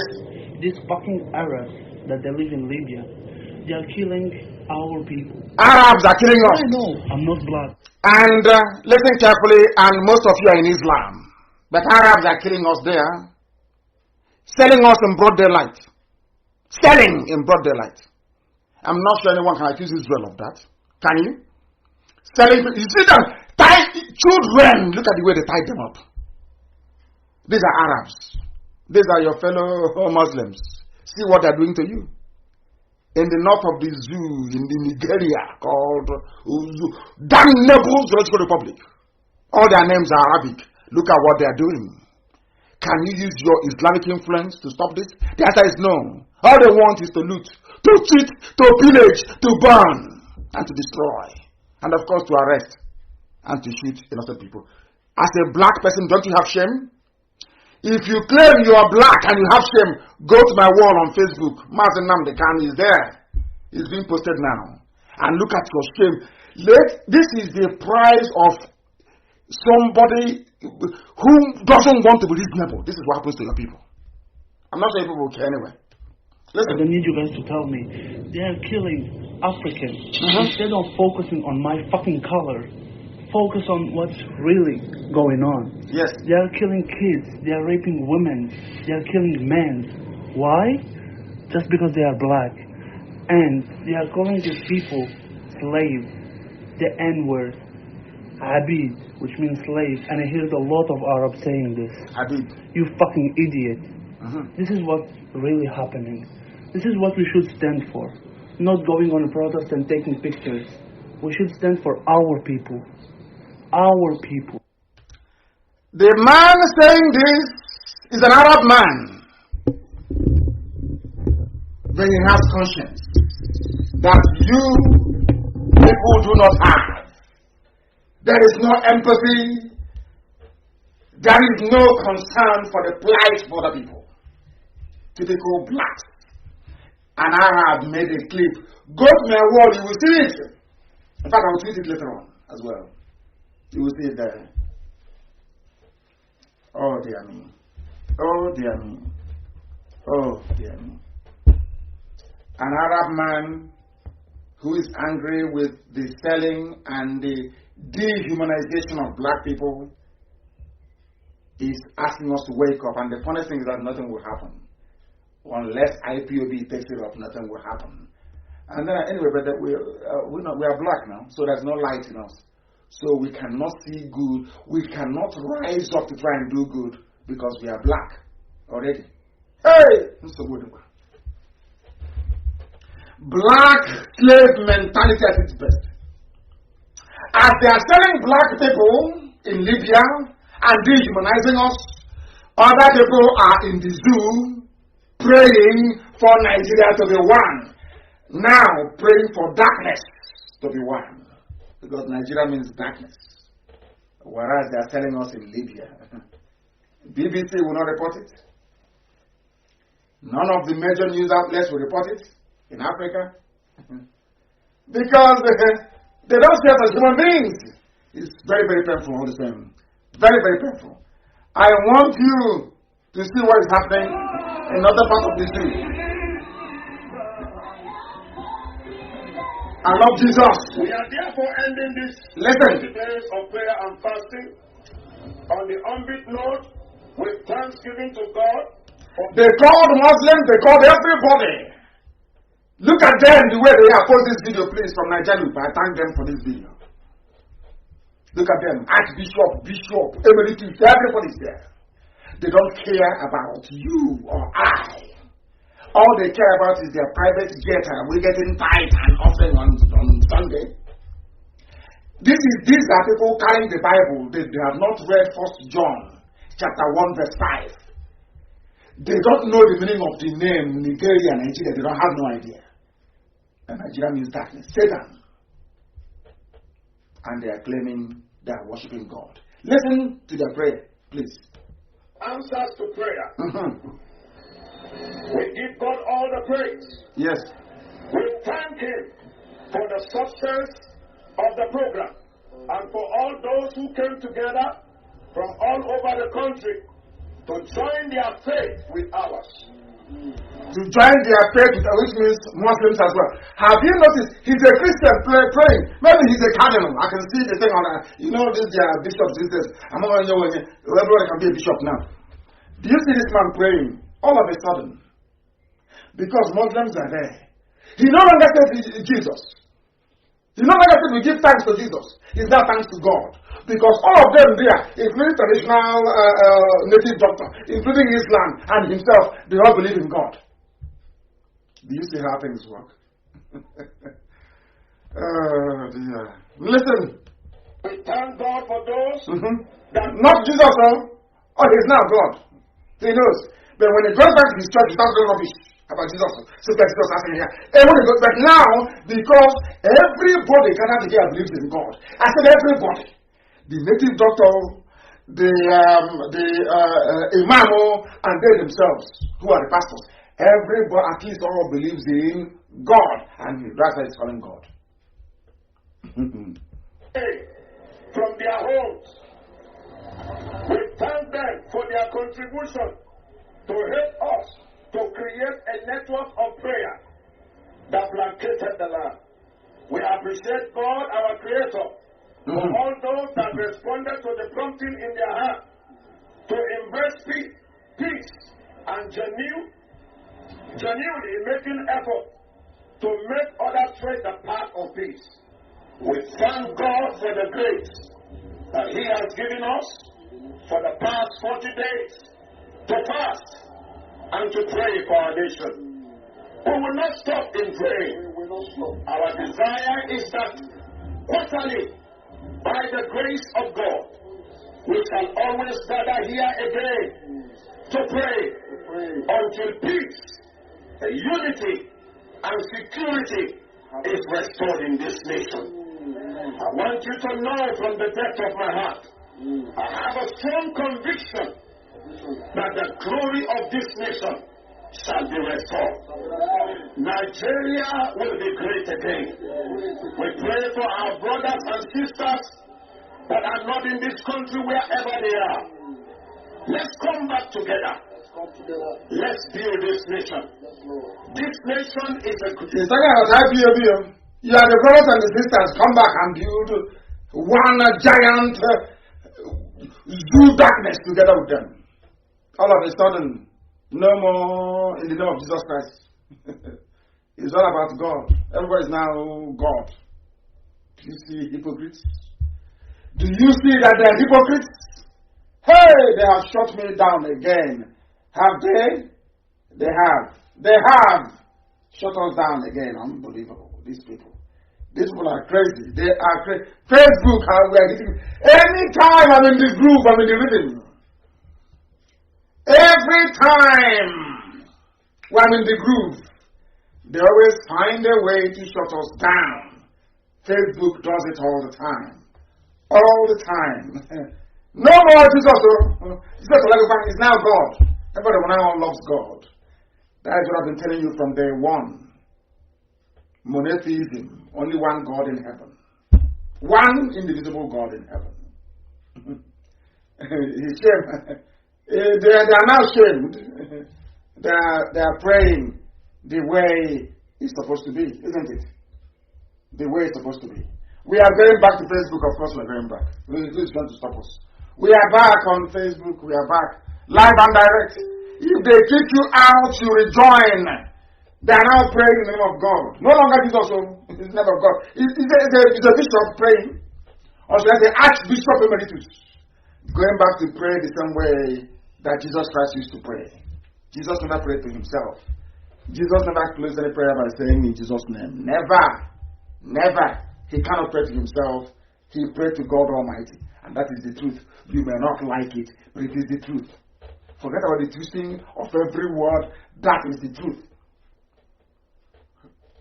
Rabbi, teach us how to pray. Or should I say teacher or master, show us how to pray.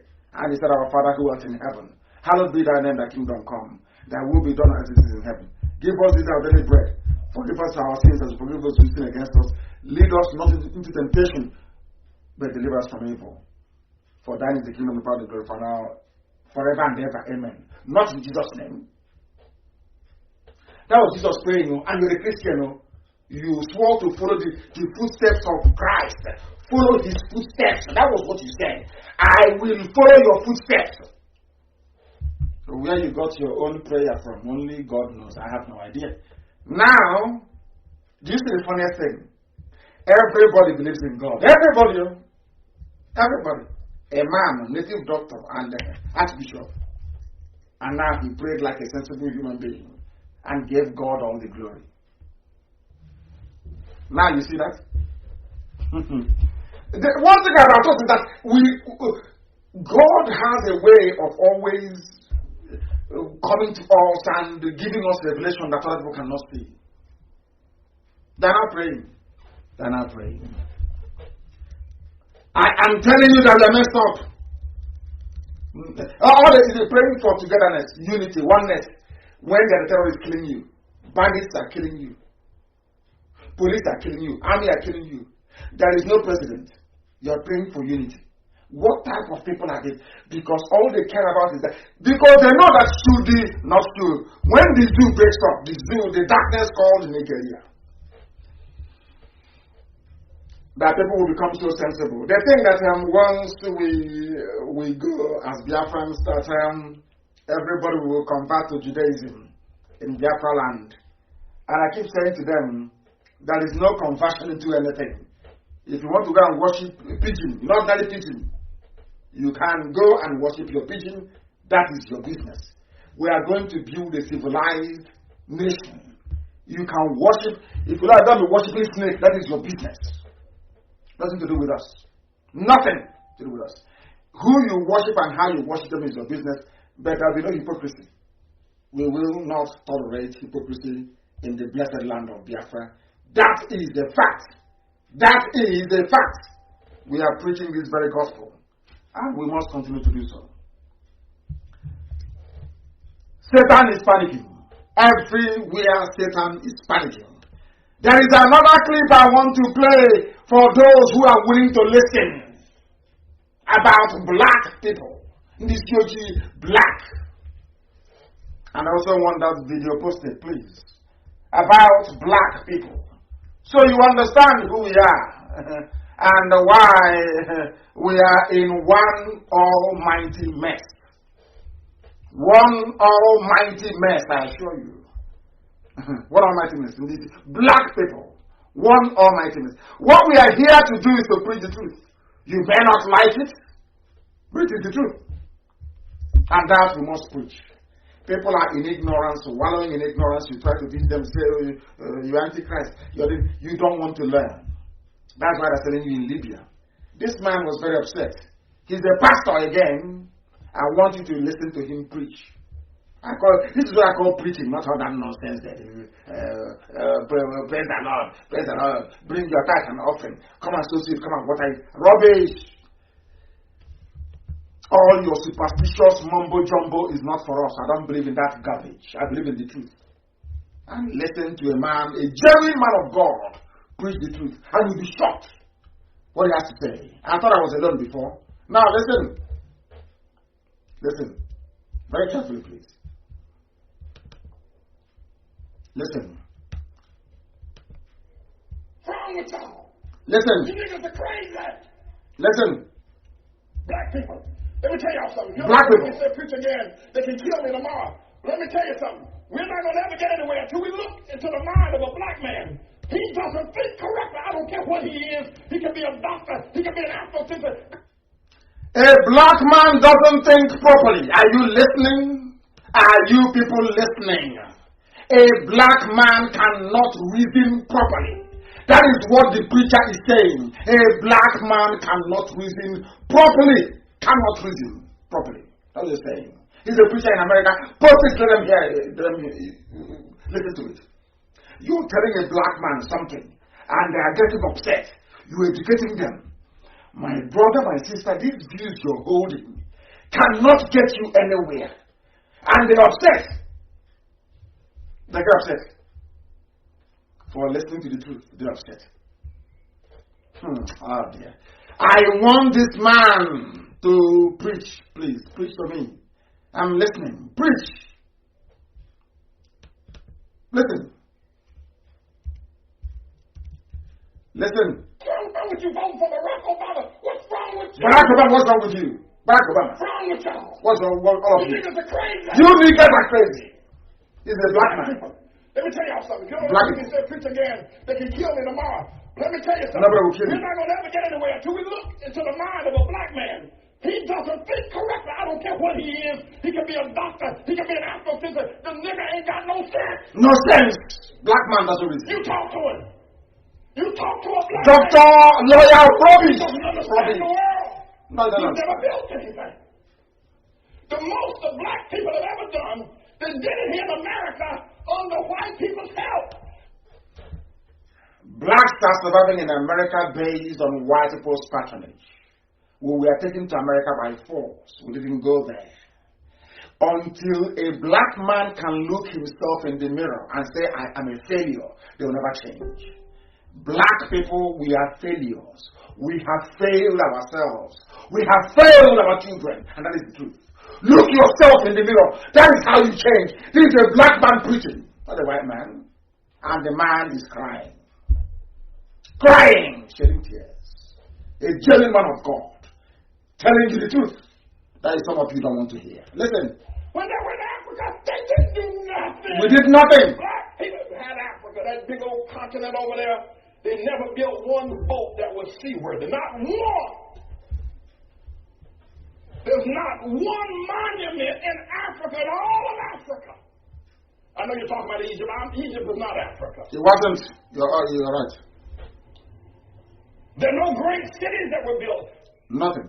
Even before the first colonization of white people coming to the shores of Africa or the slave ship, black men built nothing. We built nothing. Nothing.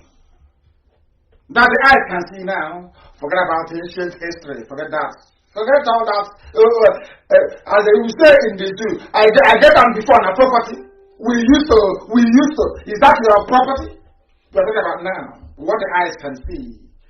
What the hands can touch. Nothing. Black man is a failure.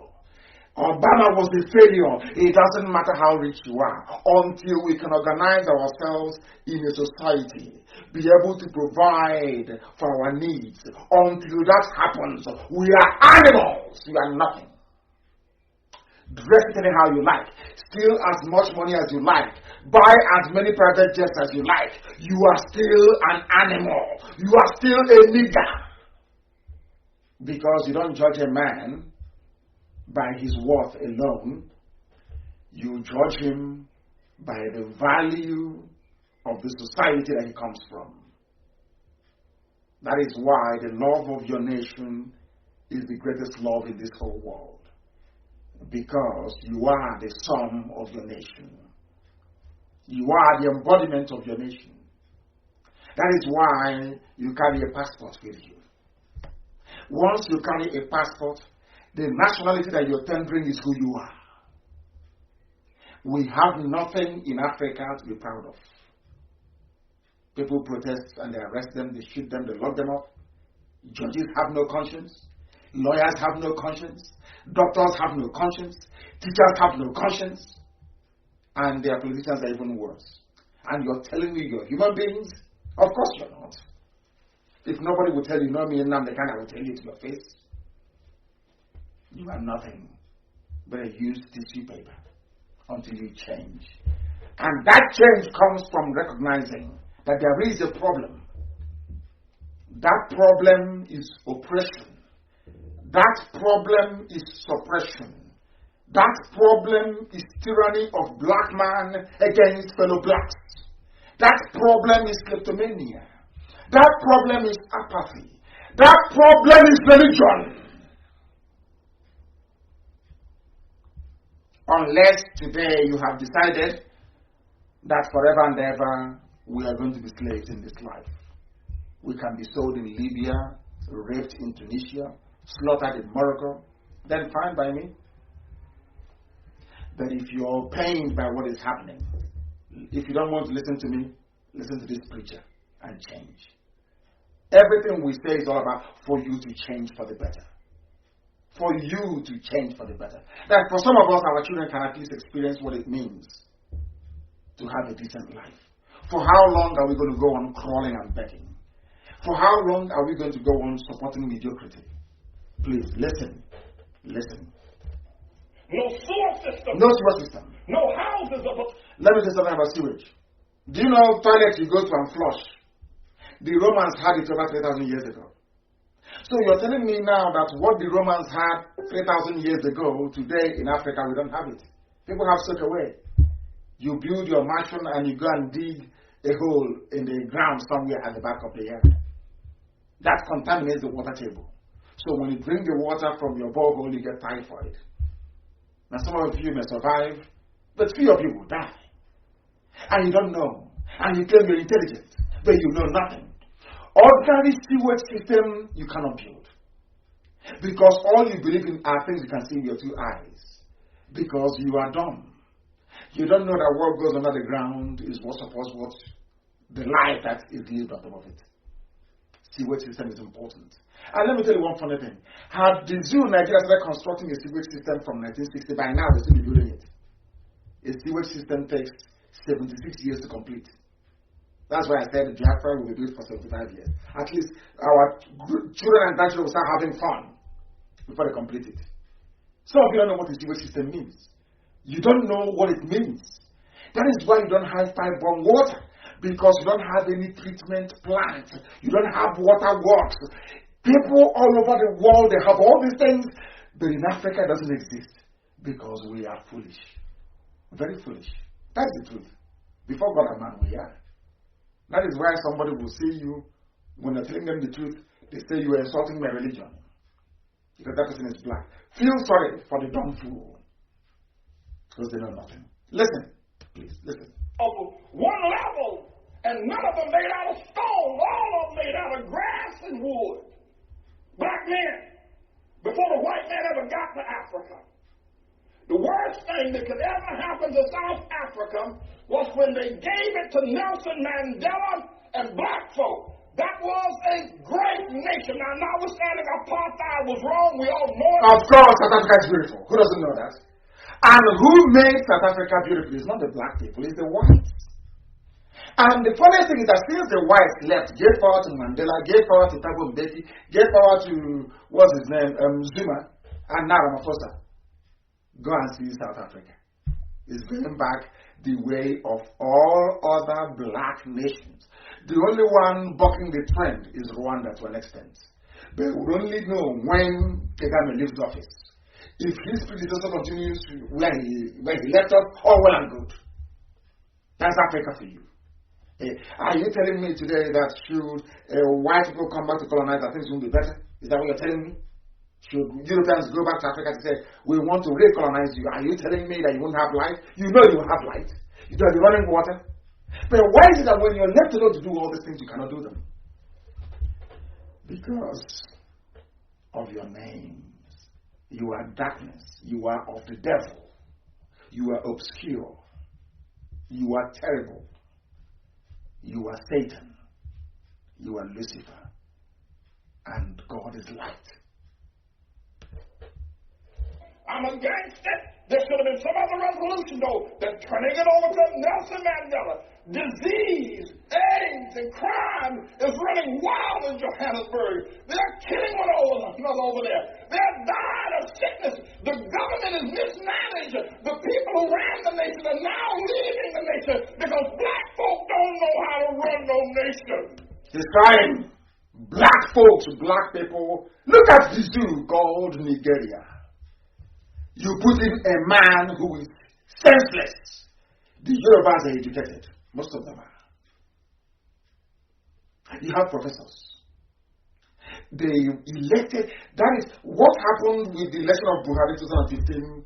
Of course, is to God be the glory because we are going home. Biafra is going as a result of that. But people with their professorship and everything sat down and decided to put into office a man that doesn't have standard 6 certificate. Isn't that amazing? So sometimes I sit down and I wonder and ask myself, why do black people always think upside down or reason upside down? I don't get it. Here you have, Yorubas actually understand that only in Oduduwa will they have the type of nation that they want or they deserve. Where learned people will be in charge of a nation and build it. But for some reason, the same intelligent people you have in Yoruba land are saying that they want to remain in Nigeria. I don't understand it. They also know that you don't need natural resources to be able to survive as a nation, but they want to be in one Nigeria. These are the sort of reasoning that I find astonishing. Quite frankly, I don't understand it. No, I don't. I don't want this man to scream anymore. I think he's said enough. There's something wrong with us. And that is what we're trying to change here. That is what we have come to change. That was why Boris Johnson wrote many years ago that colonialism in Africa should never have ended because of the way we behave. That was why they made us slaves. Look at us now. They came and they took us as slaves. We said nothing. We did nothing. We didn't fight back. Now they're selling us in Libya, in the open market. We are not fighting back. Nobody's even talking about it. You have churches. All of this tithe and offering, they do nothing afterwards. It's a Yoruba man who is in Facebook. Yoruba is working in Facebook in Lagos. They are the ones removing people, stopping people from listening to me. They are black people. They are black people. That is how horrible and terrible we are. Honestly speaking, I feel sorry for our people. I want also to digress a little bit this evening and continue to prove what I have always said before. Because here, after a while, for some reason, all the evidence that we require and need always come to us. And as I said to Facebook, if you like, move it to one person I will preach. If you let it be 0, I'll continue preaching. I want people to understand that we have proof of the migration of people from the land of Israel into Biafra land. Because today we are on a religious film, so to speak. I want anybody with the Bible to please go to the book of Zephaniah. Zephaniah chapter 3 verse 10. Zephaniah, Z-E-P-H-A-N-I-A-H. Zephaniah chapter 3 verse 10. It's in the Bible. Everything I tell is in the Bible, for goodness sake. So when people talk rubbish about Judaism, they want to come. I say because you're blind, you're not educated, you're not learned, you know nothing. If you come, I will school you. And that is where I'm going to I'm not stretching too far. Just go to the Bible, the book of Zephaniah, chapter 3, verse 10. And what does it say? From beyond the rivers of Ethiopia, from beyond the rivers of Ethiopia, even the daughter of my dispersed shall bring me offering. So says the Lord of hosts. From the Bible. What did they say? Zephaniah 3:10. From beyond. Once you go past Ethiopia, you will see my people there. And who are those people, I ask, who are in after Ethiopia? Who are they? Who are those people? Please, can you publish the first map, please? So when I'm talking, when I'm speaking, I will be justified. Publish the first map, please. Publish it. You will see the backlands, the Negro land of Sudan. Negro land. We were never called Negro people. We were always Guinea. Now listen. In that first map, can you see Ethiopia? In that first map? And after Ethiopia, which is the next kingdom? Oh, which is the next kingdom after Ethiopia? It is Biafra. I refer you back to the book of Zephaniah. Zephaniah said after Ethiopia. My people are there. And I have this map. And I'm publishing this map. And in this map, after Ethiopia, where is next? According to the Bible, is Biafra. Call it Biafra. Then, from where we are coming from in the Biafra region. Oh my goodness. My goodness, my goodness, my goodness. What? Publish all the maps, please, that they may see it. And I want to see the map where it says very clearly. In the third map, you will see. You will see 1, 2, 3. In the third map, you will see published. If you look at it very well, again, after Ethiopia, you will see Biafra, B-I-F-A-F-R-A, the name of my own village. Afara, where I come from. Biafra, and you will see Regnum. Biafra, Regnum means the kingdom of Biafra. Once again, nobody could have named us Biafra because it's the kingdom. You can't name a kingdom. You can name a people as Florashaw named you Nigerians. You cannot be a kingdom. There is no way Florashaw could have named Benin Kingdom, or named Oyo Kingdom, or named the Sultanate in Sokoto, or named any other kingdom. They can give you a little name. But here it is proven. In the third map, you will see Afara, the calling of Afara, come. That's in the word in Hebrew, bet, which means come. I'll go into that later on. Biafra, Regnum. Regnum means kingdom, is Latin. After Ethiopia was Biafra, the kingdom of Biafra, according to the book of Zephaniah. And then people who didn't go to school, they want to challenge me. They don't know how to research. They know nothing. And you challenge me. Oh, my goodness.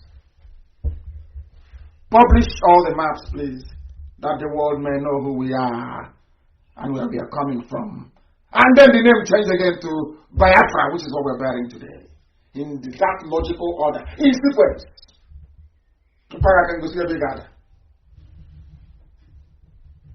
I wish I can get hold of one that is GO one day.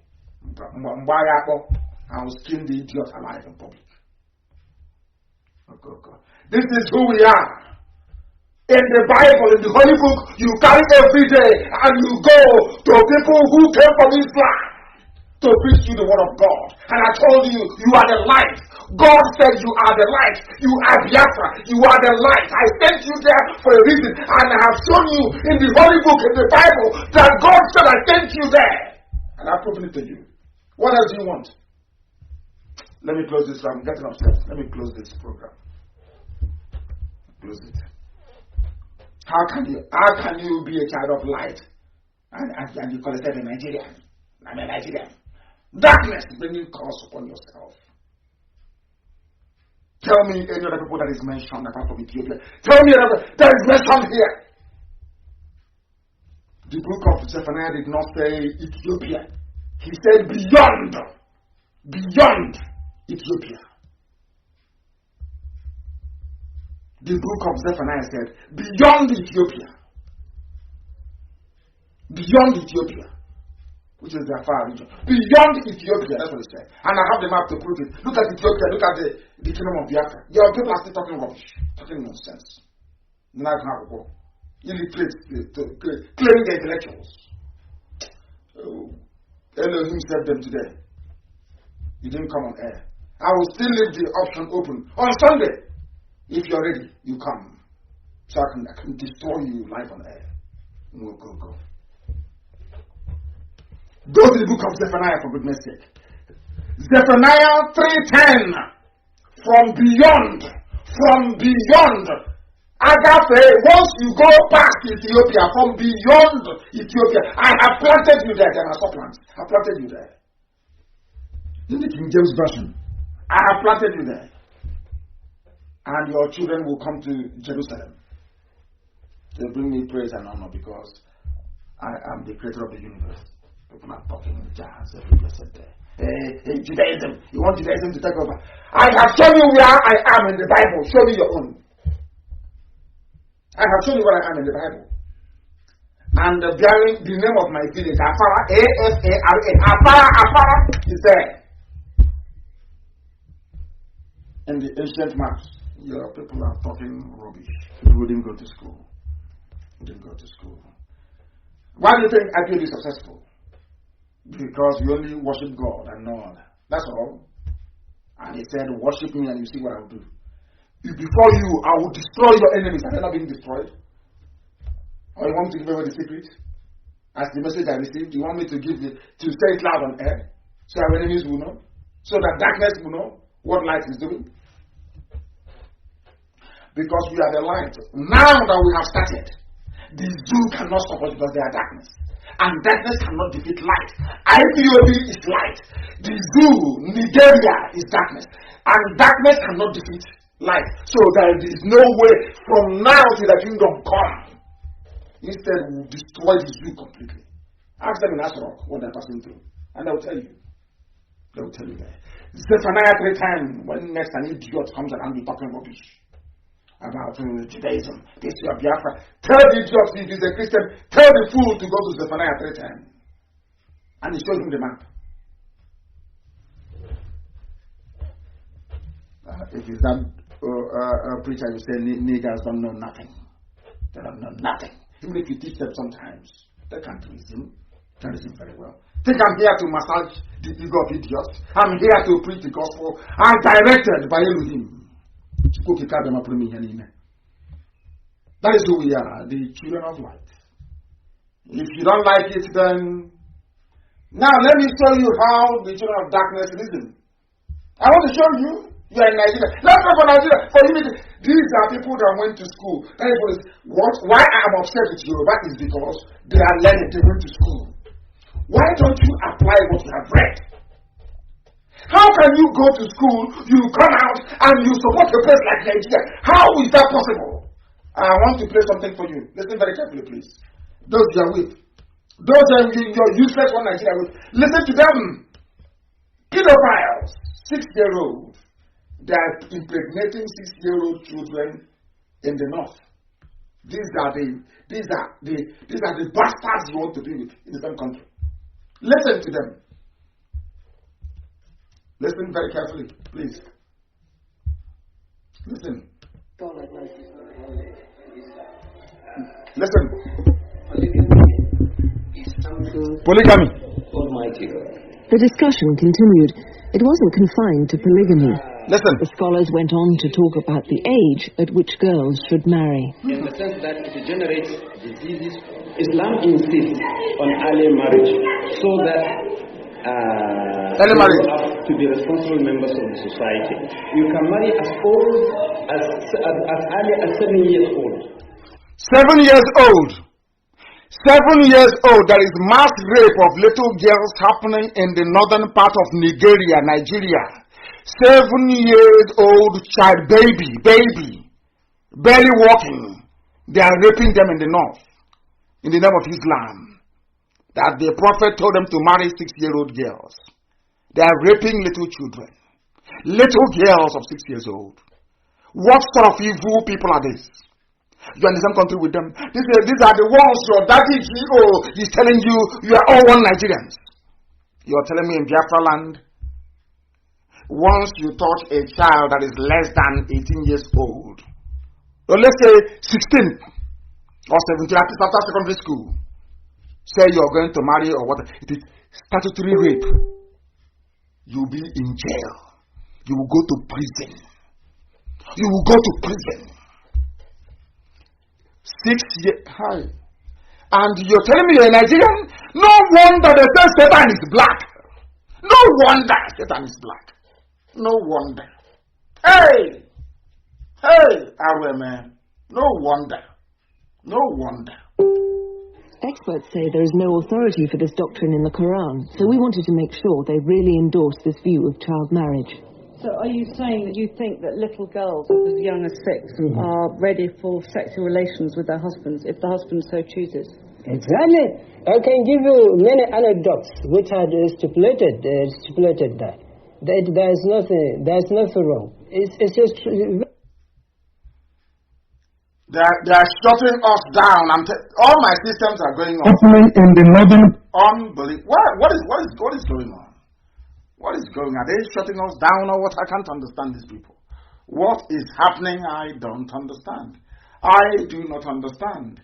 But you have heard it from the northern part of the Zoological Republic called in Nigeria. You've heard from them. As young as 6. As young as 6, you can be raped and you can die in the process. Nobody gives a damn. It is Nigeria. That is, according to them, that is what the Quran said. Can't you see that we are not the same people? We are not the same people and we can never be. It is better for us to be good neighbors than bad brothers. Even Abraham and Lot in the Quran is there. In the Bible is there. Abraham said instead of that to be a problem, we cut it into two. You go to the right, I go to the but your GOs and all the criminal pastors, they see all those things and they will say, no, stay in one Nigeria. In one Nigeria, where we come from, you only marry one wife. At least in this modern age, where you are, you marry 8, 9, 10. Where we are, a 6-year-old girl is just a baby. And where you are, a 6-year-old can be a mother. Are you not evil? So at the age of 7, 8, they have started giving birth. You people are evil. No wonder. When you rape a girl and she gives birth to a child, that child becomes evil and very wicked. That's why you people have 7 terror groups in the north. Because your mothers are not human beings anymore. Once you start raping a girl at the age of 6, it's over now. To the point of getting her pregnant. She'll give birth at the age of 7 or 8. You people are just horrible beasts, I'm telling you. And you want me to be... That is the type of country that a bishop is praying. Let's have peace. With our brothers abroad, let's have peace. You can now understand why the zoo should not exist. Why it shouldn't exist. Somebody saying they've been trying to log in. Chimamanda is saying, Chimamanda, good news is saying, they are shooting us down. I have been trying to log in. They are not allowing me on Facebook. They are not allowing me. Because we are preaching the truth. Because we are preaching the truth. They can't understand it. They will say after this, before I finish this program, you see it everywhere on MP3. And we keep repeating it, of course. Now, let us understand who these people are. And for you zoo animals, I want to give you your real name. I came across this, I think it's quite hilarious. honestly speaking. I'm sure some of you have seen it. But as usual, black people, it goes in through one ear, it goes out of the other. You don't make use of anything at all. Everything is comedy, everything is a joke. That is why they're selling us today in Libya. And we're doing nothing about it. Every time it does in America, it's Black Lives Matter. Without Africa being strong, every black man in the world is as useless as the nearest rubbish bin. Let's put it that way. Listen, please. Let's see if you hear this. Yeah, introduce yourself. Listen. Okay. I live in Nigeria. You know that? I'm black American. You're a Nigerian. Yeah, I'm in Nigeria. You're Nigerian? Nigerian. Yeah, Nigerian. Yeah, Nigerian. Nigerian. Do you understand what that means? Yeah, you know. Nigerian. It means, people don't, they use it in English, Nigerian. No, your real name is Nigerian. You're a nigger. That's it, Nigerian. This young American girl is telling a zoo baboon, you're a Nigerian. Nigerian, that's your real name. You're a nigger. Darkness. I'm from Niger Delta. Niger Delta, that's where you come from. You are as dark as Satan.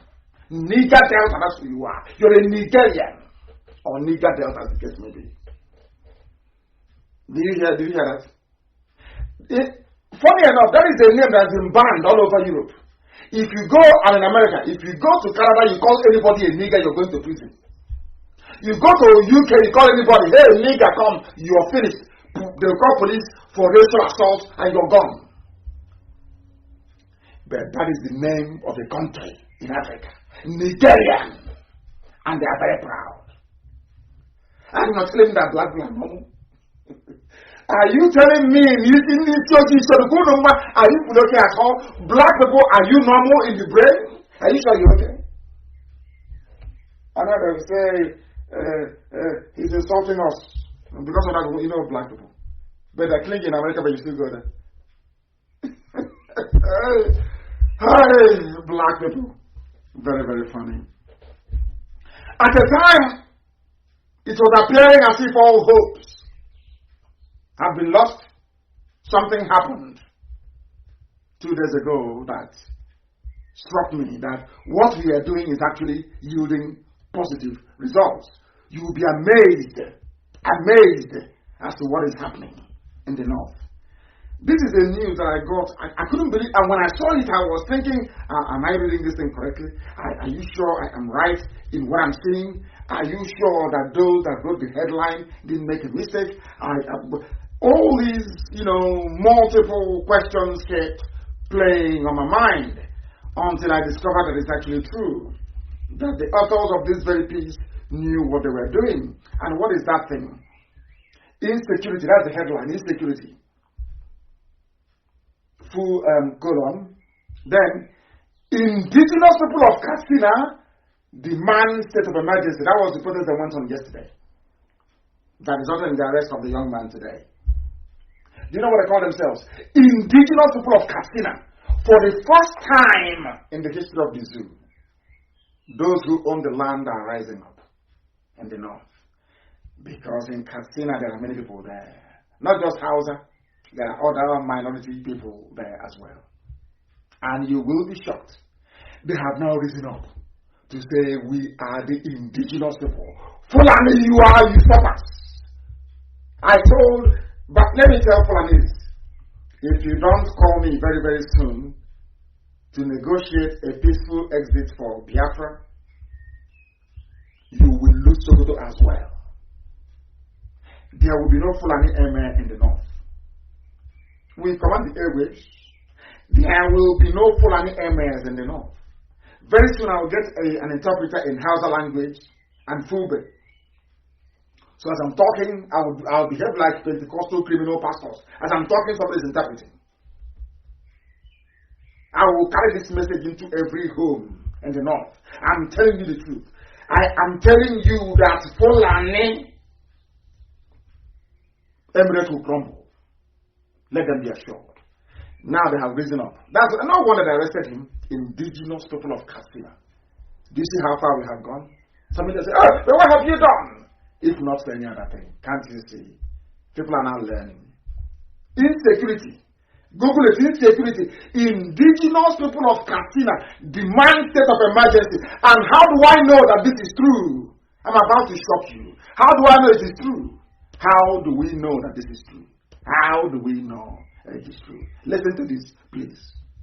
To see the work we are doing. They said it to me. They said, make sure that Nnamdi Kanu receives this. And let me play what was sent to me. Listen. Good afternoon to you all. My name is Pastor Istifanos Habuzama. Listen. I am from Gombe State. Gombe. I'm a supporter of Biafra. I'm a supporter of Middle Birth. I'm a supporter to every developmental process that will bring the unity of the entire region that have felt they have this political ideology to belong to oneness for their own benefits. Yes. Let me tell you the truth and the fact of everything. There is no way the northern Muslims can allow a united Nigeria to stand. Their aim at always is how to dominate. Their aim is how to bring down every other tribe and every other religion under the umbrella of Islam. Having Fulani people championing its cause as well as championing its leadership. That is totally unacceptable. And I want you to know very well that even in the north, the Hausa people are still the minority. Because we all speak Hausa, our forefathers have made the mistake of allowing Hausa to come into our communities. In the entire northeast, we have all our tribes. I am a Tera man, not a Hausa man. The fact that I'm from Gombe State, there is no any Hausa local government in Gombe State. In the entire northeast. Go to the north central. There is no any Hausa land there. Hausa land is only available in the northwest. And even in the northwest, there are Zulu people, there are other tribes, there are not Hausa people. So let us not be deceived. It's not all the northerners that are Hausas. And I want you to understand something clearly. The country's political history reveals this area of dilution that has been characterized by religious crisis and corruption, lack of accountability and abuse of public office, cutthroat struggle within the monopoly to ensure power and legitimacy, marginalization of disadvantaged cultural regional groups, and the prebendalization of power within the political process. That's why the cumulative effects of all of these maladies does not only provide basis for political instability, but it also retards the prospect for rapid socio-economic development. And as such, people became destitutely poor, abjectively poor, and even living beyond the zero major level of poverty. Yet we have leaders that are perpetuating evil through the means of religion, through the means of ethnicity, as well as empowering certain group of people over another. This nonsense must stop. I'm in support of Biafran state. I'm in support that this country must be separated. As far as I'm concerned, I've never felt I'm part of the North. It has never been in my thinking. It has never been in my ideology. It has never been in my thoughts. It has never been in any of my aspirations, politically or what have you. We are living with people that no matter how you try to please them, you cannot please them. Jonathan tried to please them. Jonathan did everything from his appointment, everything. He gave them juicy positions, gave them money, gave them everything. They disappointed him. There is nothing you can do to these people to appease them. There is nothing you can do to make them think like you. There is nothing you can do. No matter how educated and civilized they are, the religion has already turned them upside down that they cannot do otherwise, much more than what it has already been stipulated in their religion. We should stop deceiving ourselves that we are going to live in a united Nigeria. There's nothing called united in this country. It will never be. There is no way. And according to the voice and the statement by Netanyahu, the president of Israel, the prime minister of Israel, he said you can only live in peace with people who want to live in peace with you. So you see, there is no way you will try to start thinking of promoting peace with people who there is no any form of peace in their attitude, in their character, neither before, nor now, nor even in the future. They cannot compromise it. That is their way of life. That is their thinking. That is their morality. That is their concept. That is everything that constitutes their lives. That is who they stand for. They cannot change from that.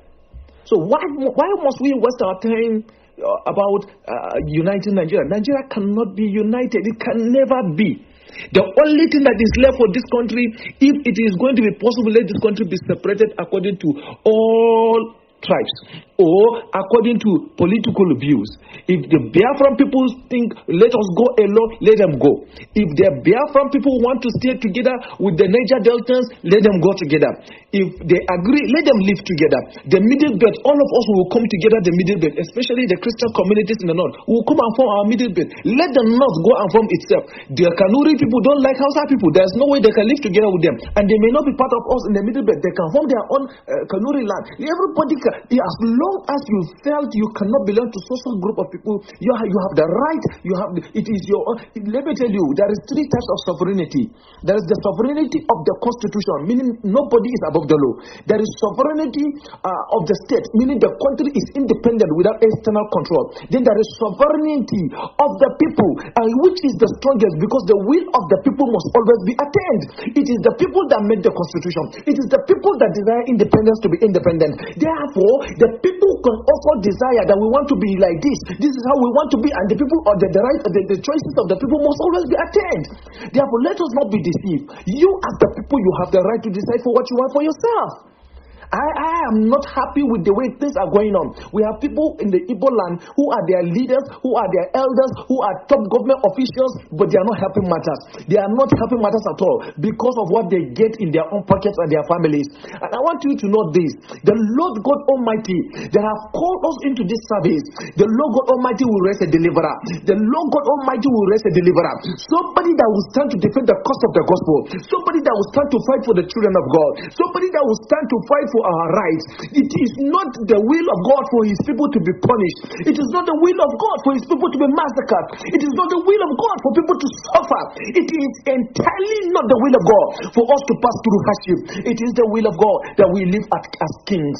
It is the will of God that we enjoy every privilege. It is the will of God that we enjoy everything that the Lord God Almighty has given to us. He said we should take dominion. He said we should multiply. He said we should replenish the earth. He said we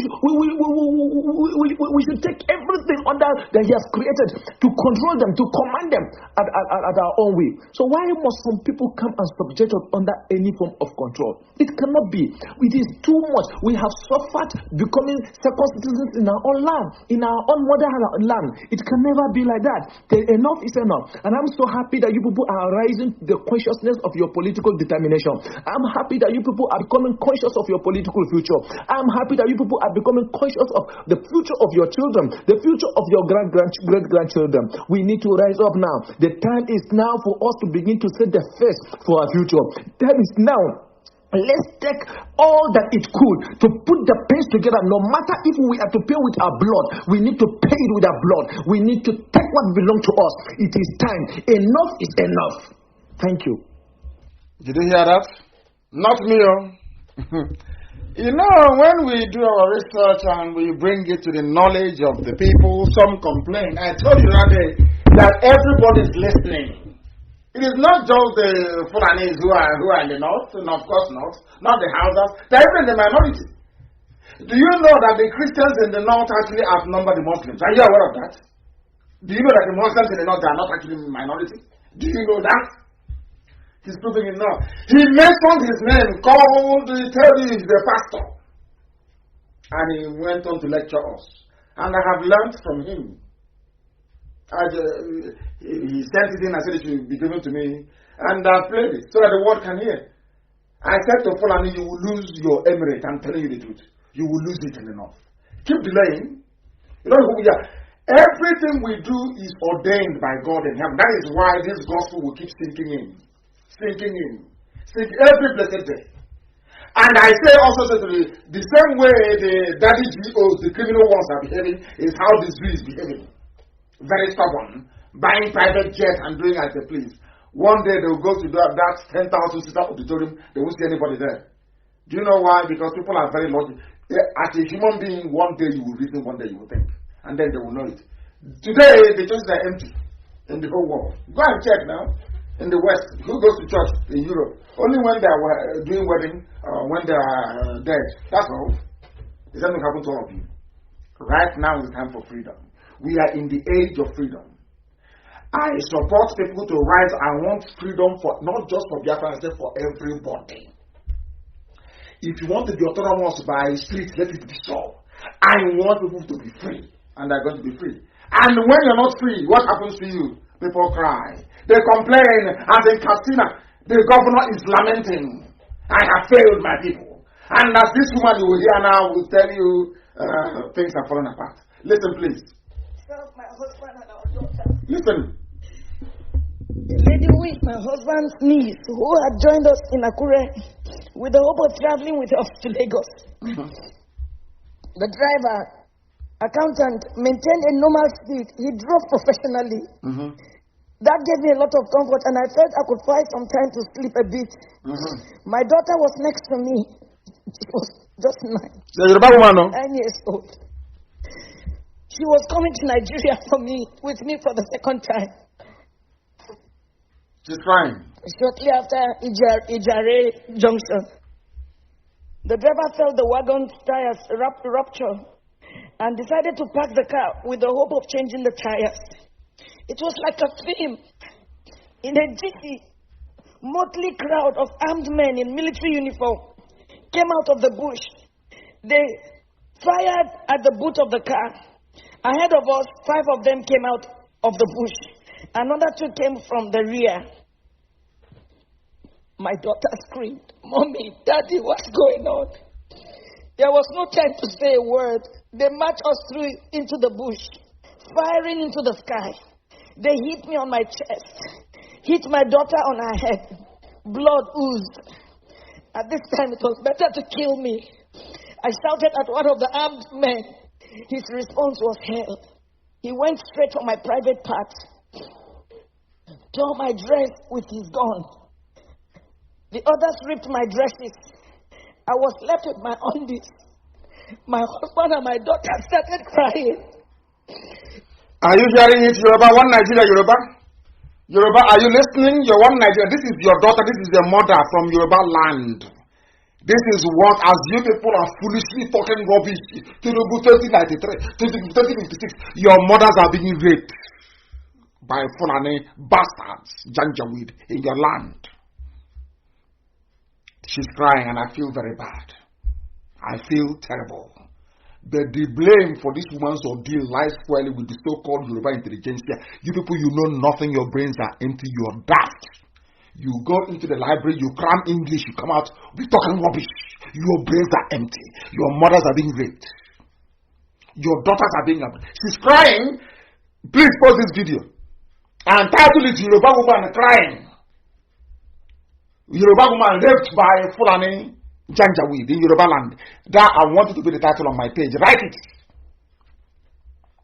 Yoruba, she's crying. But we are black. Her ordeal doesn't really mean anything to us. You know, we are immune because some of us are still satanic. We are just immune to it. We love evil. Yoruba is busy talking rubbish, pure rubbish. Collecting tithe every week. Buying a private jet. Talking nonsense. One Nigeria. Your mothers are being raped. Your mothers are being raped. I'm taking. Look, they are being raped in your land. You are chasing Chinese who are doing mining. You people, you deceive yourselves. You deceive yourselves. You think and do business with the Fulani. Fulani will, I told you they will swallow you if that started happening. They came from England, from London. They used gun to tear this woman's. She's very brave. I salute her. May God bless you. Very brave woman. Yoruba, do you have shame? Yoruba, do you have shame at all? Keep supporting one Nigeria. I'm praying for one Nigeria. Pray. Look at how that pastor spoke. Hear this woman and know that the zoo is finished. You're talking about one Nigeria because of stupid election. How many women will be raped? Yoruba, how many of your mothers will be raped before you wake up and reason? How many will be raped? I'm asking you. You think you're cheating anybody? You want to cheat an Igbo man by being in one Nigeria? You want to cheat them? They're not cheating your own mothers. Look at her.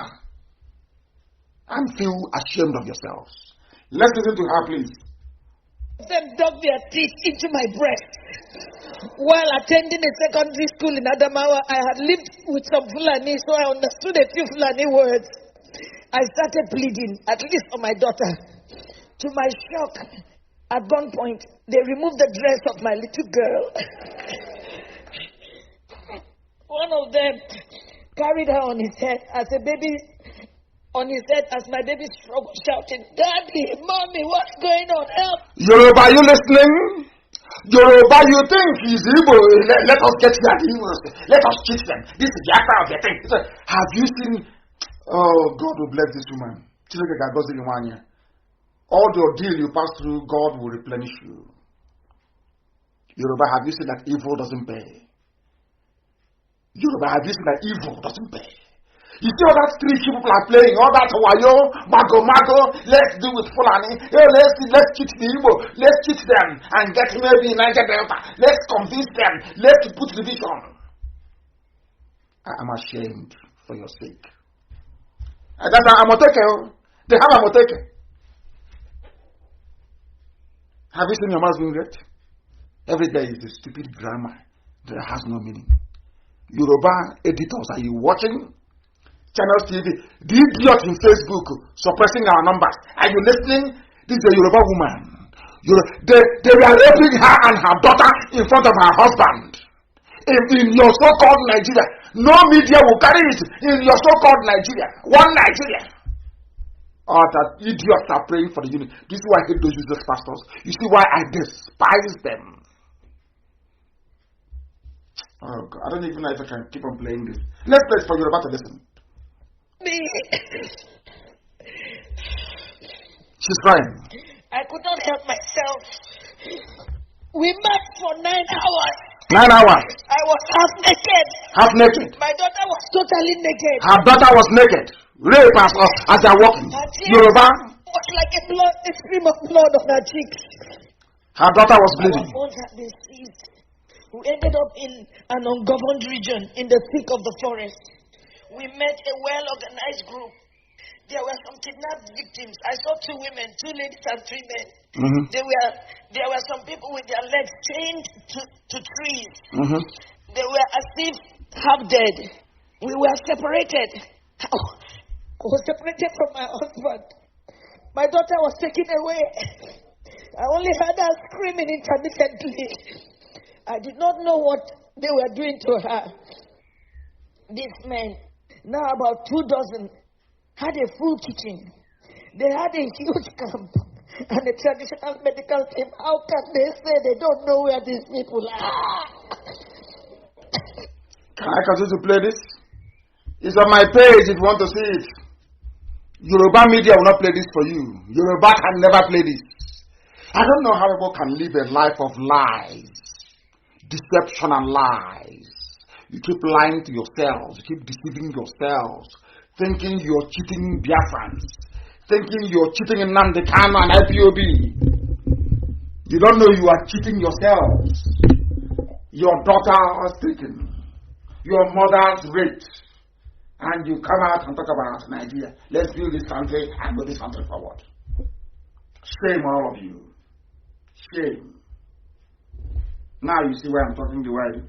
You see why I talk the way I do? Shame on all of you. This is very, very emotional, to be honest with you. Emotional. We have an idiot in our land as well. These are idiots. These are all of you bringing Fulani. Have you seen what they did to this Yoruba woman?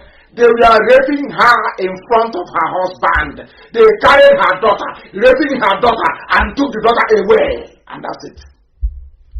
And some people are bringing Fulani and giving them land. Like Hopus of Emma. The day it will happen between us and Hopus of Emma. Okay, let's see. Let's look and see. There is another idiot giving land to Fulani. His name is, I told you about Obulike, and they lied. through their teeth. Fucking rubbish. Some of the idiots in America. Fucking nonsense. Rubbish. I'm going to the United States and I'll see them. And I'll tell them how foolish they are to their faces. Very foolish set of people. That's another one though. In Igwe City. In Igwe City, the government. Ekwebe is called. Ekwebe is called. His name is MBTA Zane. The Imche Obodo of Ekwebe.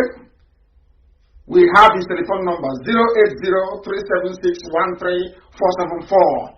This man brought in Fulani people into our land, gave them land, and is working for the Fulani Caliphate. 080-376-13474. His name is MBTA Zane, the Imche Obodo of Ekwebe. So very soon, those of you from Iwetiti, your mothers and your daughters will be raped. And maybe we'll talk about it or maybe not. As that woman in Umweri that they took her daughter in front of her till today, not to be seen again. Therefore, one Nigeria. Let's pray for our country to move together forward. You people are a disgrace. When the time comes, all these traditional rulers are telling, we are warning you to warn them now before it's too late. Not to say, oh, IJB did this, IJB did that, IJB did this time, these are our youth. You don't respect elders. Have you seen what elders are doing? Giving land to rapists and murderers and terrorists and killers? Let that woman's testimony serve as a warning to all of you. I'm not sure you will listen anyway. You won't listen because, black people. I'm not sure you will listen. You won't touch you. That's where you are. We are coming up to 3 hours, so we must preach this very gospel. We must preach it. And all they do is to lie. The media, people are lying. Do you remember? Post it, please. There was a story that broke out 2 days ago. Daily Trust, the Janjaweed newspaper. Obaseki meets Buhari, quits APC. Daily Trust. Obaseki himself tweeted and said, I have officially resigned my membership of APC after meeting with the chief of staff to Buhari. Never saw Buhari. A governor went to Sorok, never saw him. And the idiots will come tomorrow and said, Buhari said this, so Buhari said that. But Buhari is not there. They know. Everybody deceiving everybody. That is how black people are. That is the way we are. That is why we do make no progress in life. We are evil. A governor went to Sorok. Supposedly to go see Buhari. On getting there, only saw the chief of staff, Gambari. But Daily Trust, the Fulani people have already written, Obaseki meets Buhari, quits APC. There is something wrong with black people. Honestly speaking, you see the positions they have everywhere. They are, forget this people. Who made any difference anyway? Nothing. They came in saying they are in power to remove Boko Haram, lying every day. But according to today's newspaper, Premium Times, a Fulani paper, reporter is Abdul Karim Haruna. Boko Haram, contrary to Buhari's claim, 5 Borno local governments are under Boko Haram, controlled by them. But you see the idiots, they will lie. When Jonathan, Boko Haram was everywhere. Now we've reduced the fact they are technically defeated. But in 5, this is an official report by a Fulani man. In 5 local government areas of Borno, Boko Haram is in charge. The zoo has fallen, completely fallen. And on that very note, I cannot see that there are so many things going on. But this is just what we can bring. Because it's almost 3 hours now anyway. I have a few announcements to make. I want to sound this note of warning to all the children of light, all IPOB family members. It's an announcement, please. Not everybody that shouts Biafra, Biafra is one of us. We are custodians, IPOB. We are the custodians of this freedom that is founded on truth and honesty and above all consistency. To be one of us, you must, and I repeat, must be under oath. If you're not under oath, we cannot trust you. You can be a Biafran and be doing whatever you're doing, that's fine by us. But we will not have anything to do with you because we cannot trust you. A lot of people have fallen by the wayside when they have been seduced, or should I say induced. If you are not on that oath, you can never be trusted, because one day you will sell out. We have seen many people do that before. Anybody can be a Biafran or even an indigenous person of Biafra if you so wish, but only those Chukwukikabiyama has chosen can be called IPOB family members. Family members is the key. If you don't have that title to your name, you are nothing to us. And you can turn at any time. If you're not a family member, you are on your own. You're not one of us. Unless you're a family member, you are not. You can never. I don't care. You're not one of us. We have seen traitors before. Come and go. You are not one of us. To be one of us, you must be on that oath. Very, very important, please. And I must warn, I will not allow the building of any cabal anywhere, ever. Because Biafra cannot be like Nigeria. You see, it can be. If you perform well, you stay in office. If you don't perform, you will go. I don't care how many friends you have connived with. You will leave. You will go. Let me tell the person how it goes. You mess up in IPOB. You remove yourself by your stupidity or your acts. You expelled or driven out. You open 5 Facebook accounts answering different names, and you start talking rubbish like the rest. That's all you can do. And after a while, if you don't talk about IPOB or Nnamdi Kanu, nobody will listen to you. And that's it. And you're finished and you're gone. So it's better for you to do the right thing. It is better for you to do the right thing. I must also warn those in the USA about financial transparency. Very, very important. Nobody, and I repeat, nobody, because they pretend, especially those in Maryland, I'm warning you, nobody should receive cash payment from anybody. Because tomorrow they say they give us $4.4 trillion. Because of accountability, please, if you have anything to contribute towards this, pay it into an account. So any day you start talking rubbish, I go and print out the account, and we can tell you how much you have given or not given to us. Nobody should go to anybody's office or workplace and collect anything from them. I am warning, if you do that, you'll be out. You cannot be part of us. Nobody should go. And I'm also sounding this note of warning, please. Every state in America is autonomous. By that I mean, you are going to form family units based on counties. I have noticed a very dangerous and ugly precedent in Maryland, again, Maryland. People will leave their counties and go and be attending meetings somewhere. No. Stay in your county and be a coordinator in your county. You have no relationship with people who are outside unless a meeting is called. Unless a meeting is called. And each county must have a unit. Once you're up to 4 or 5 units, you can now form a zone or call yourself a zone. But for now, your unit. There are nearly, I think, about 22 counties you have in Maryland.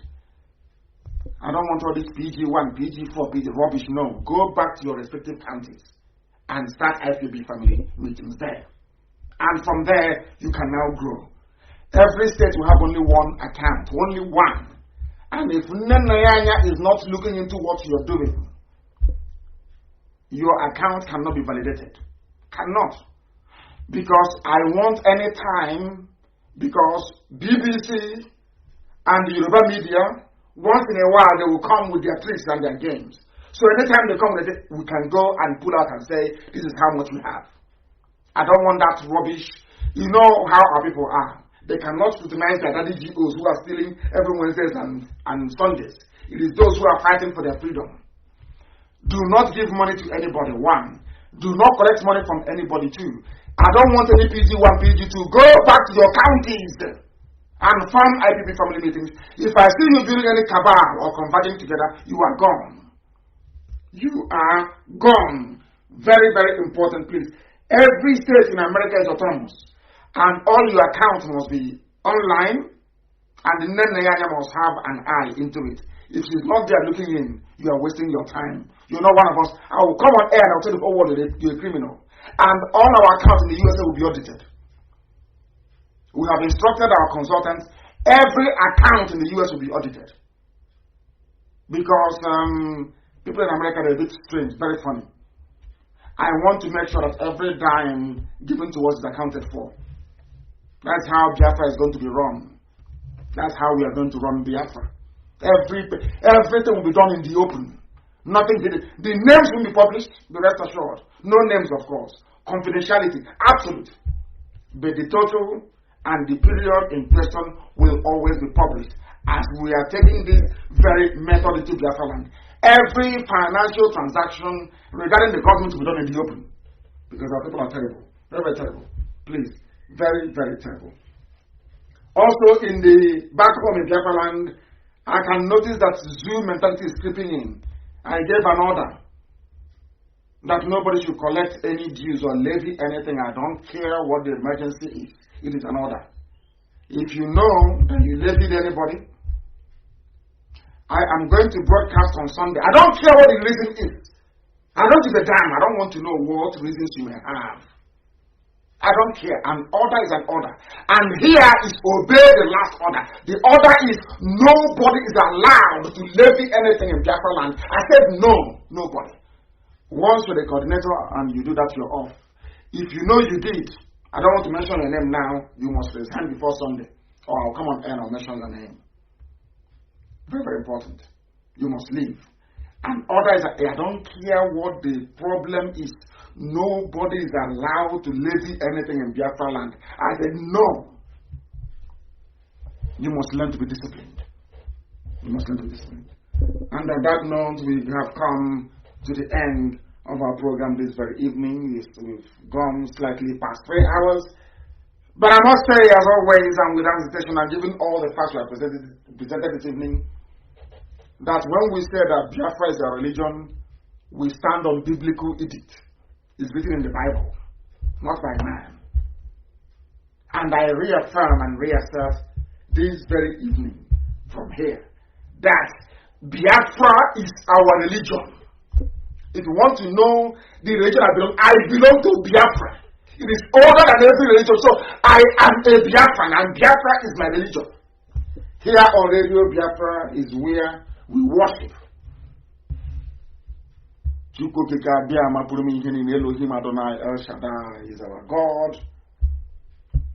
And I thank you very much from the bottom of my heart. I thank you very much for listening this evening.